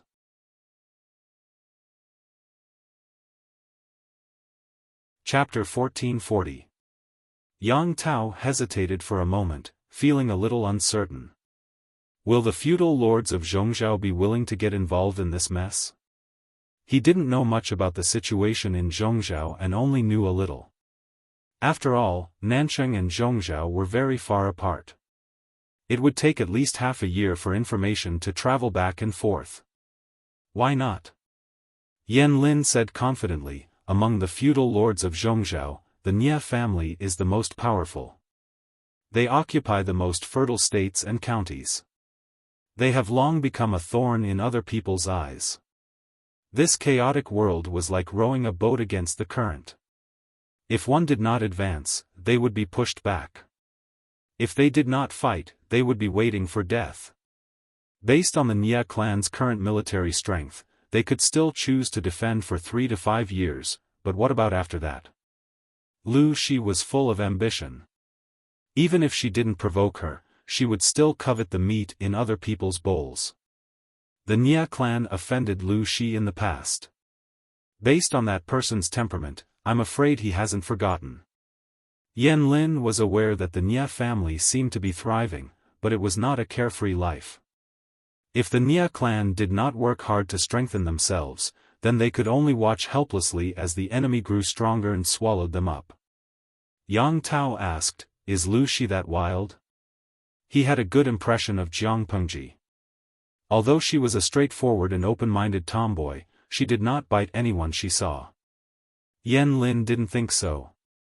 When the outsiders were afraid of the northern borderline, only this person was secretly conserving his strength and building up his strength, taking advantage of the critical moment when the northern borderline's vitality was greatly weakened to launch an expedition. From this incident, it could be seen that Jiang Pengji was not only unruly, but also decisive and warlike. She would not let go of any opportunity to attack the enemy. To her, Nancheng was something she had to get. If the weak Yang Tao wanted to survive, he had no choice but to form an alliance with Zhongzhou. If she wasn't wild, how could the northern borderline have lost? Yan Lin said. She's the alpha wolf. There's no way she wouldn't be tempted by a bloody prey. If she misses this opportunity, when Nancheng recovers and Zhongzhou grows stronger, it will be difficult for her to expand again. The blood and tears of their predecessors told them that the path of multi-nation coexistence was not feasible, because human ambition was endless, and the conflict between nations was unavoidable. Only by accomplishing true unification could the world be at peace. With Jiang Pengji's temperament, it was impossible for her to satisfy Dongqing. For Jiang Pengji, this was the best opportunity to get involved in Nancheng. To the Nie family of Zhongzhou, wasn't this a good opportunity to expand their territory and get their hands on Dongqing? Right now, Yang Tao could be said to be struggling for survival. If he made good use of this opportunity, he might be the Oriole and become the final winner. Yan Lin's expression was solemn, and his brows were furrowed with worry. Yang Tao knew that his friend was under a lot of pressure, so he didn't disturb him. Yan Lin was sure that there were no ambushers, so Yang Tao wasn't worried that An Chui would set up an ambush ahead. However, even though Yang Tao was relieved, the other allied forces were not. Just as Yan Lin had said, An Chui was very ambitious. He took advantage of this rare opportunity to defeat all the feudal vassals one by one. Even though Lu Zheng had a conflict with An Chui and had a personal grudge with Hua Yuan, he was still a person who could distinguish between public and private interests. Based on the temperament of the feudal vassals and their subordinates, Zheng accurately predicted the route they would take back with their troops and set up an ambush in advance. The various feudal vassals also had capable people under them. They could see An Chui's ambition and knew that this trip home would not be smooth, so they had long been on guard. The first few days were peaceful. They didn't even catch a single suspicious person, let alone an ambush. In the latter half of the journey, a few feudal vassals began to let their guard down, because they were only a day or two away from their territory. They didn't expect an ambush to appear at this time and catch them off guard. That bastard An Chui. He went back on his word. After marching for several days, the army was exhausted. They had finally found a place to rest for the night, but the enemy just had to choose this time to launch a sneak attack. Blessings never come in pairs, and misfortunes never come alone. The speed at which the army collapsed was far faster than they had imagined.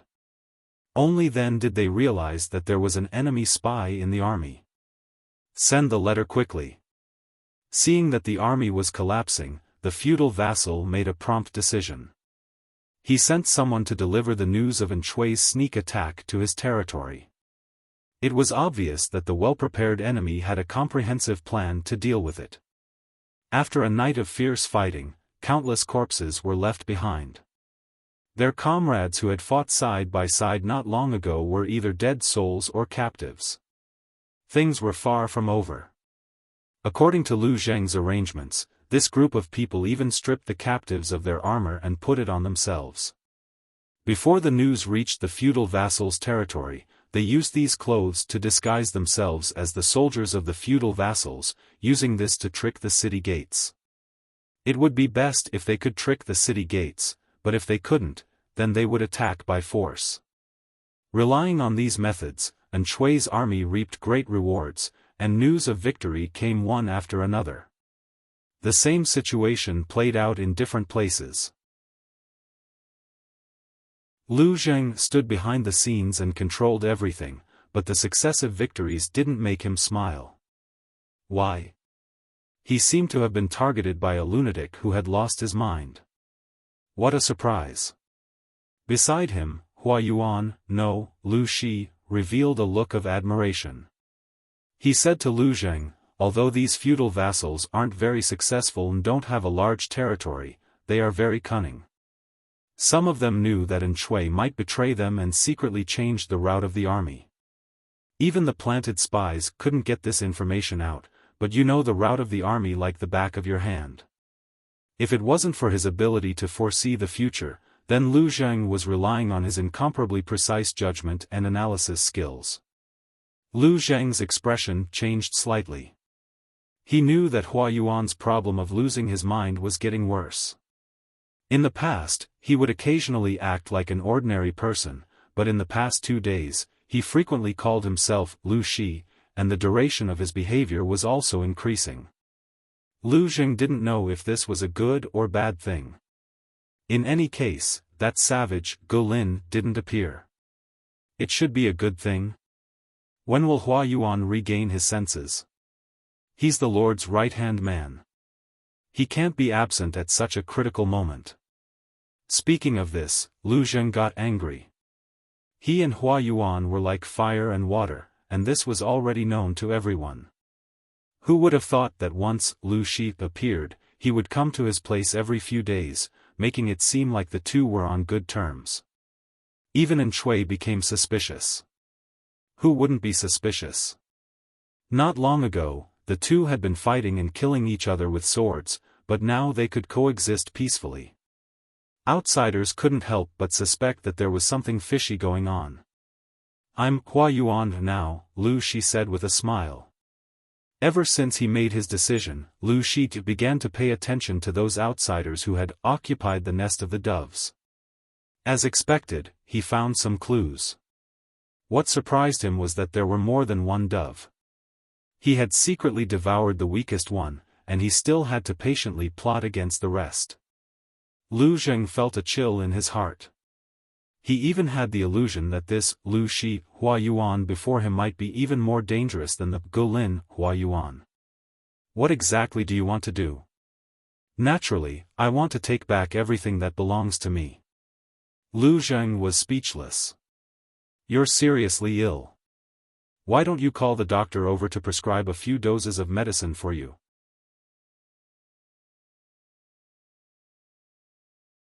Chapter 1441. Zhongzhou, Songzhou, Shiba City. Cough, cough, cough, coughs spilled out from his throat. Niel Yang wanted to endure it, but a fishy smell surged up, causing him to feel nauseous. He covered his mouth with a handkerchief and coughed heavily. When he removed the handkerchief, the snow-white handkerchief was already stained with a glaring black-red blood. He was staring at the pool of blood in a daze when he heard footsteps coming from the corridor. Someone was approaching him from afar. Niel Yang subconsciously stuffed the handkerchief into his sleeve and lay back down. "Come in." Niel Yang secretly wiped the remaining blood from the corner of his mouth. The maids waiting respectfully outside the room filed in and helped him wash up and change his clothes. After a simple breakfast, the maids brought up a dark medicinal concoction. The indescribable smell could be smelled from afar. Niel Yang was a person who was afraid of bitterness, but he knew he had to rely on this medicine to keep him alive. He had to pinch his nose and gulp it down. "Zishuan has come to take the roll call?"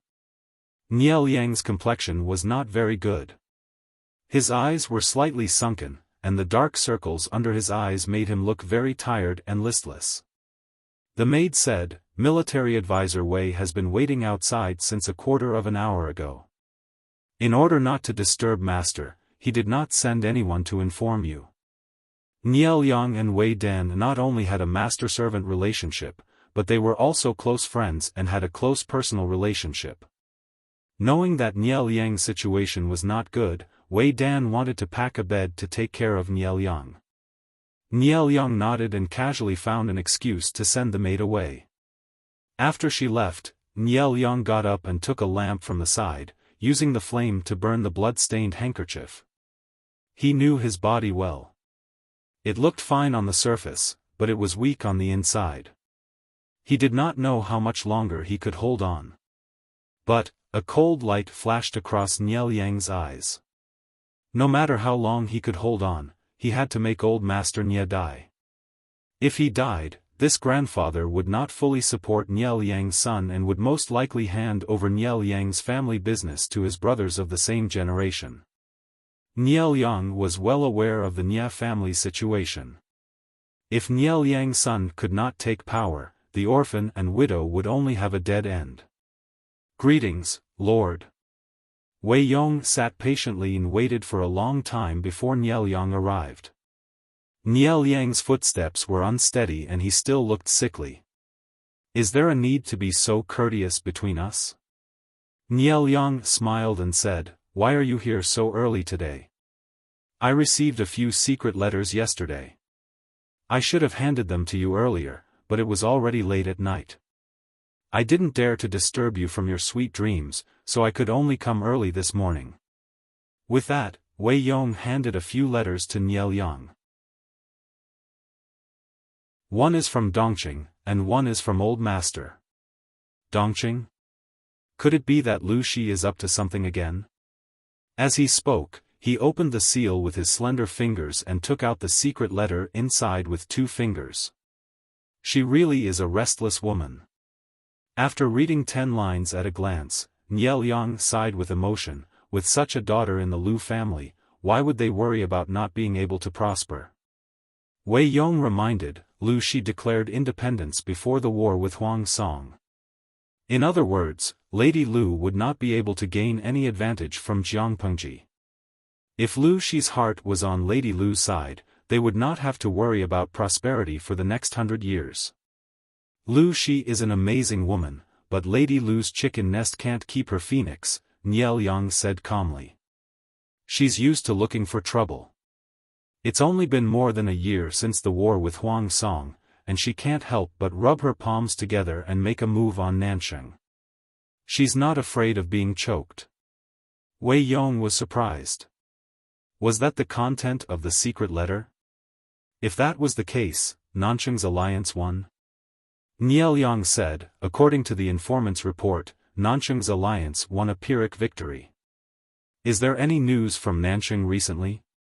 Wei Yong replied, there's a new batch of news recently. Niel Yang's throat was a little itchy, and he suppressed the urge to cough for a while. He did not want to cough up blood in front of Wei Yong. Go and bring them over. After sending Wei Yong away, Niel Yang covered his handkerchief and coughed twice. This time, there was no blood on it. Not long after, Wei Yong came over with a stack of books. Niel Yang read them according to the time. Because Nansheng and Zhongzhou were far apart, news would be sent once every half a month. There was a strong lag. For example, the content in Nie Liang's hands was actually old news from more than a month ago. Based on this old news and the news from Dongqing, Nie Liang had a rough understanding of Nanqing's situation. After reading it, Nie Liang smiled and said, "She really picked a good time. Nanqing is determined to win." Nanqing's military strength was empty, but Jiang Pengji had been recuperating for more than a year. Their morale was high, so there was a lot to gain from going to Nanqing. The two of them slowly walked to the great universal geographical map. Looking at the beautiful mountains and rivers on the map, Nie Liang felt a sense of desolation. Wei Yong said, "Lu Shi's next target is Yang Tao. After beating up Yang Tao, it would be Shui's turn.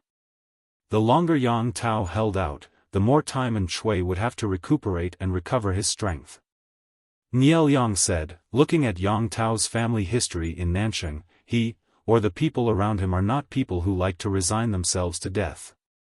They most likely work hard to survive in a hopeless situation. Zixuan, guess what Yang Tao will do to revive the entire chessboard?" Wei Yong pondered for a while.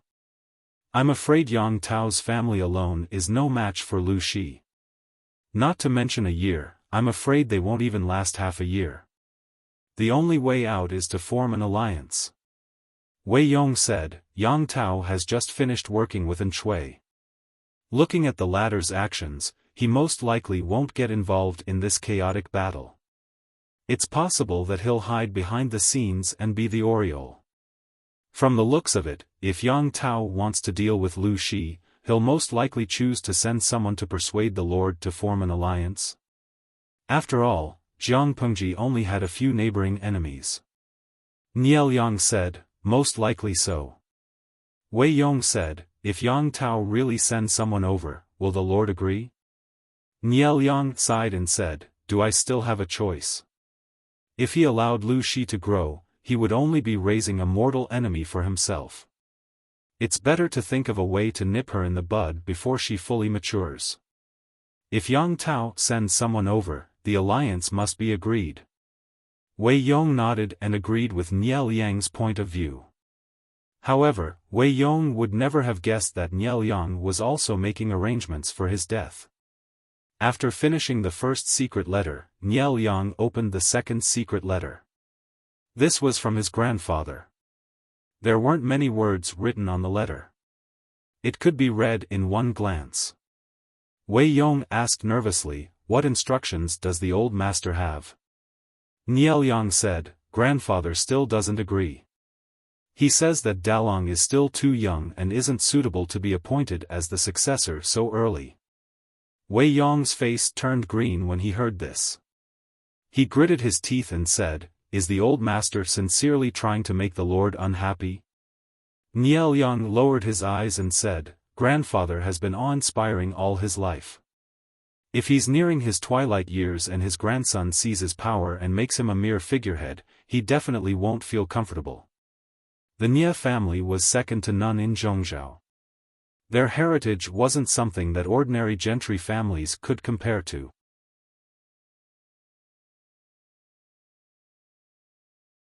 Chapter 1442. The Nie family's situation was similar to the Su family's. The Su brothers, Su Bei and Su Fei, fought to the death. It was all because the grandfather favored the youngest grandson, causing the eldest grandson and the second eldest grandson. The Nie family's situation was even more complicated. Old Master Nie was healthy, and the few sons he gave birth to were well fed and drunk. Not only that, but they were also passionate about producing children and contributing valuable strength to the Nie family's population. Nie Liang's father was only the old master's fifth son. Originally, he had no possibility of inheriting the family business. Who asked the old master to control the Nie family for so many years? He refused to retire at such an old age. On one hand, he suppressed his sons, and on the other, he nurtured a few promising grandchildren. Old Master Nie had always disapproved of the eldest legitimate son's inheritance. Now that he had such an attitude, his other sons were restless. People's hearts wavered, and they began to think about things they shouldn't. At first, it was just a small quarrel. Later, it escalated into a plot to murder the younger generation. As the eldest legitimate son of the fifth branch, Nie Liang was also the most outstanding and dazzling descendant of the Nie family. He received much attention from the outside world. The few uncles saw that old Master Nie often praised Nie Liang and seemed to have the intention of handing over the family business to the fifth branch. Soon, they could not sit still. Nie Liang was poisoned. The poison was not strong, but over the years, the body would become weaker and weaker. If not for the trip to Dongqing's Zhangzhou to deal with Jiang Pengji, Wei Ren would have asked his younger brother, Wei Xi, to take his pulse. Nie Liang would have to wait for his death to find out that someone had poisoned him. The mastermind did it so covertly and even cut off all the clues. Even Nie Liang could not find the real culprit who poisoned him. However, he was sure that the culprit was definitely related to his uncles. After returning to Zhongzhou, Nie Liang purged the people around him and thought of ways to seize power. At the same time, he overtook his grandfather and took control of the Nie family. The process was naturally difficult and dangerous, but Nie Liang was very clear that if he did not do so, the Nie family would sooner or later be destroyed by his uncle's infighting. As there was too much poison in his body and Nie Liang did not meditate and recuperate, his body was deteriorating year by year. As a precaution, he planned to let his eldest son inherit the Nie family. As long as the title was established, his uncles would not dare to act rashly. However, old Master Nie still bore a grudge against Nie Liang's actions and refused to admit Nie Liang as his successor. If that was the case, once Nie Liang passed away, facing a group of uncles who were like wolves and tigers, how could a young child defend himself?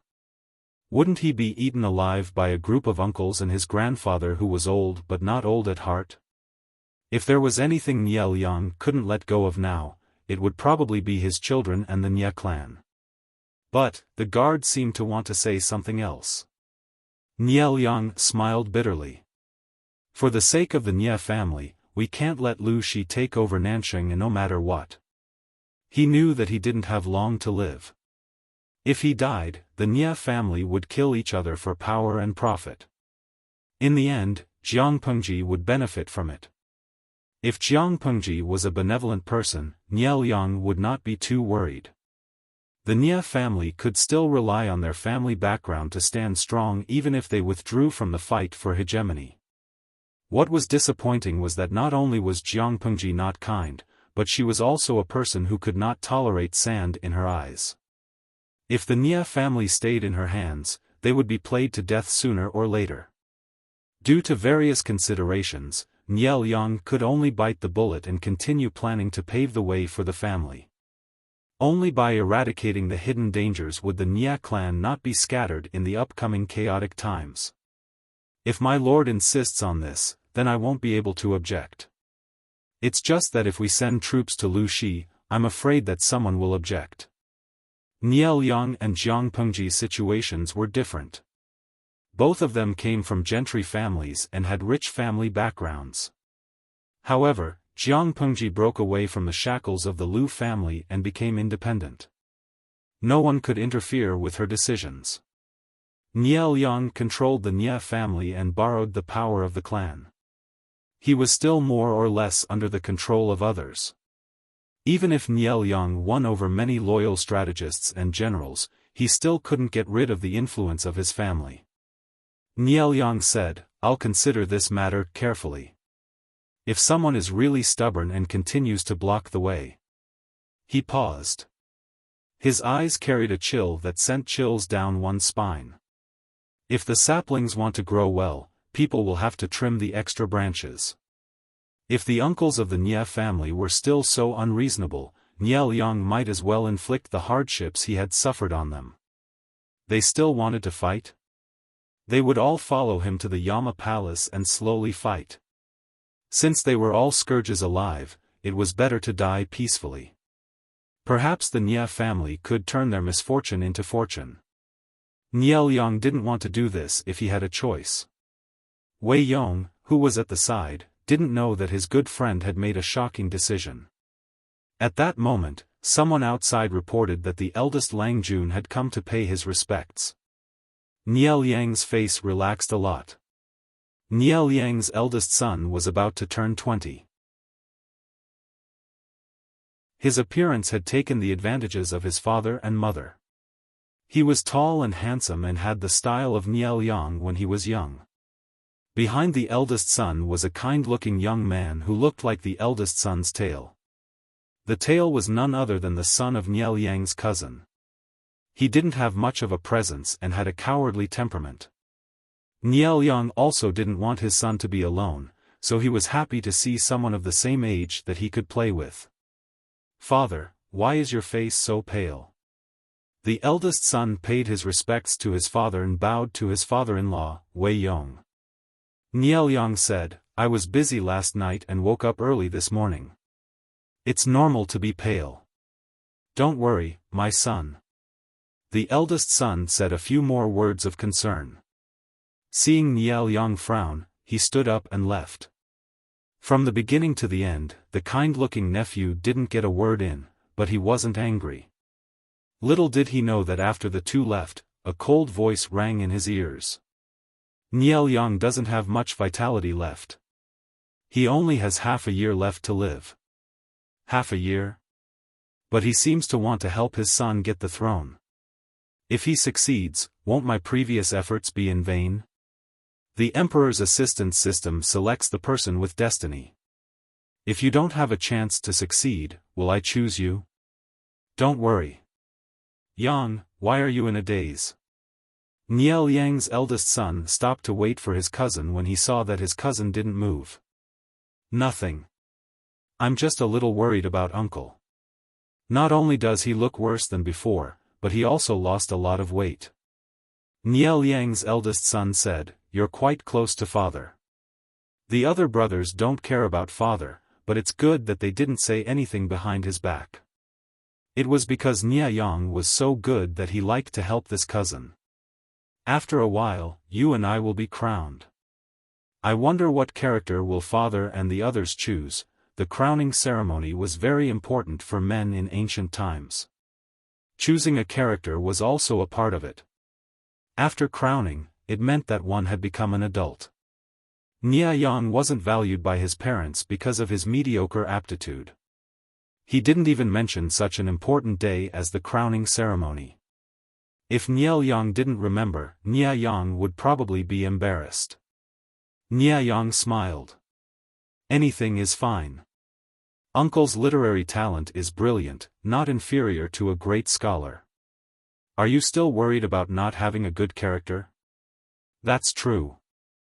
The two of them went to the family school to study together. Nielyang's eldest son walked in front while Nielyang was always one step behind.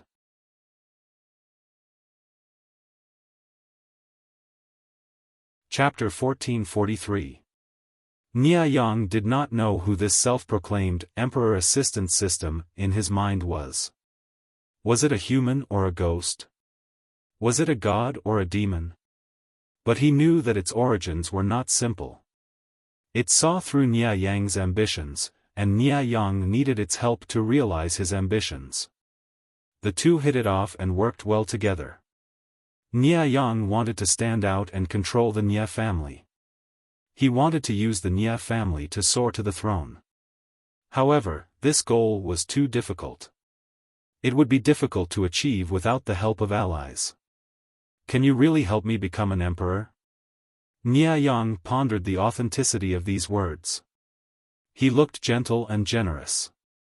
Others thought he was weak and easy to bully, but this thing saw through his ambitions. "It's true. The dragon energy on you is the richest in Zhongzhou. You will definitely become a hegemon in the future." Nielyang laughed. Although he was ambitious, he did not have much hope. The old master of the Nia family was not dead yet. His sons were still alive and kicking. They were all part of the reincarnation brigade. Who knew how many sons he had? Nia Yang was only one of the 40 or 50 great-grandchildren. How could he stand out from so many people? Unless, those who stood in his way were all dead. Those who survived could not compete with him. You're so confident. I don't really believe you. Nia Yang met the system when he was 9. He had been wary of it for the first few years. After spending time with it and it had helped Nia Yang a lot, he slowly began to trust it. The two had worked together for more than 10 years. Nia Yang trusted this friend more and more. As a nobody in the Nia family, Nia Yang knew one thing. If he did not compete, he was destined to be stepped on and never be able to rise again. Since the system said that he had the true Dragon Emperor energy, his future was limitless. Why not fight for his future? If Nia Yang wanted to rise, he first had to help the third branch of the Nia family stand out. Then, it would be much easier to deal with the others. After the system's reminder, Nia Yang knew that his uncle Niel Yang was a talent that could revitalize the Nia family. At the same time, he was also a stumbling block. As long as Niel Yang was in the 5th branch, the 3rd branch's chances of winning were slim. Nia Yang said, "If Niel Yang is weak and does not have long to live, will he not be an obstacle?" The system gasped. "You want to assassinate Niel Yang?" This was his uncle. Nia Yang smiled and said, "Didn't you tell me that Niel Yang is a short-lived ghost and is destined to not live long? But I see that he is in good health, without any illness or disaster, which doesn't seem to match what you told me. I'm not taking his life right away, I'm just letting him follow his destiny." The system did it cleanly. It was 2 years after Niel Yang realized that he had been poisoned and the poison had seeped into his bones. To be honest, Nia Yang was quite afraid that Niel Yang would find out about it. At this moment, he wasn't a match for Niel Yang at all, and once he was dragged out, his life would be over. Who knew that the system's abilities were beyond imagination? Even Niel Yang couldn't find many clues. Nia Yang's plan became even bolder. In order to make everyone believe that he was gentle and harmless, Nia Yang had worn a false mask for many years, almost fooling himself. He was often bullied by his brothers, and no matter how badly he was bullied, he didn't know how to fight back, and was even used as a knife. However, at the same time of disguise, he also needed to build connections, and those hedonistic sons were the easiest to fool. For example, Nia Yang had once befriended the grandson of an elder of the Nia clan. He was an out-and-out hedonistic son of a rich family, unambitious, conceited, stupid, and easily manipulated. The thing he hated the most was that someone was better than him. What did this hedonistic son do that was out of line? Under Nia Yang's instigation, he purposely caused trouble for a young scholar at a gathering.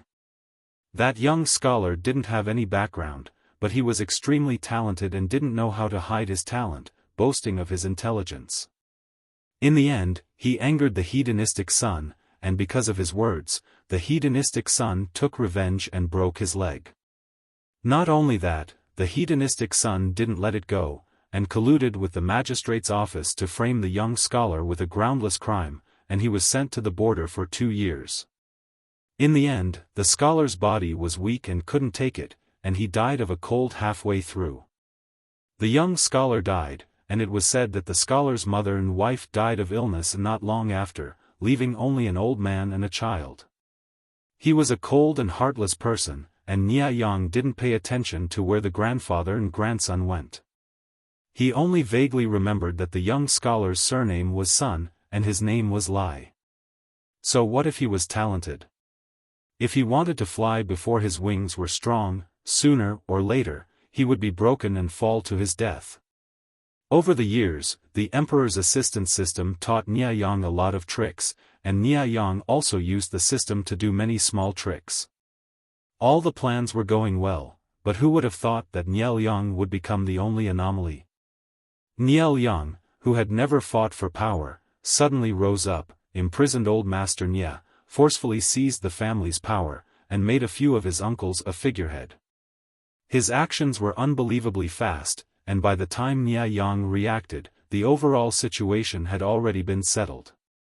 Nia Yang was in power, and the 5 branches rose in status. Nia Yang's eldest son also became a phoenix, and his value doubled. This change made Nia Yang panic, but he didn't give himself away. Instead, he pitifully won Nia Yang's eldest son's favor. After a few years of getting along, the two of them were closer than blood brothers, and even Nia Yang let down his guard against him. Just a little more, Nia Yang leaned against the pavilion, and Nia Yang's eldest son was bathed in the sunlight, holding a book and memorizing it. "What do you plan to do?" Nia Yang said. Nia Yang isn't someone easy to deal with. When he was alive, I would definitely arouse his suspicions if I made too many moves. The safest way is to outlive him. According to Nia Yang's temperament, he couldn't do anything to his uncles when he was alive, so he might take them away before he died to clear the obstacles for his son. This way, it's equivalent to helping me clear my competitors.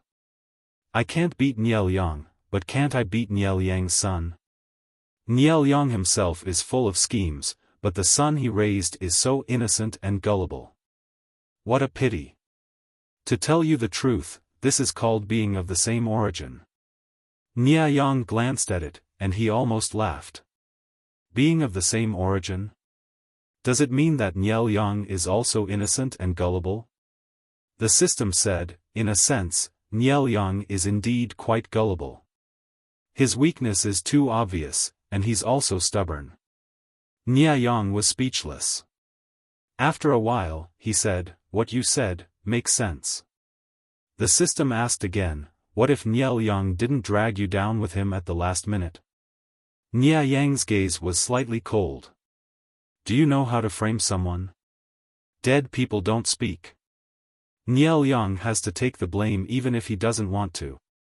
Nia Yang was chatting happily with the system when Nia Yang's eldest son, who was under the sun, called out. "Ah Yang, what's so interesting about this pavilion? Come to my place, the courtyard is beautiful in spring." Nia Yang said, "I don't really like it.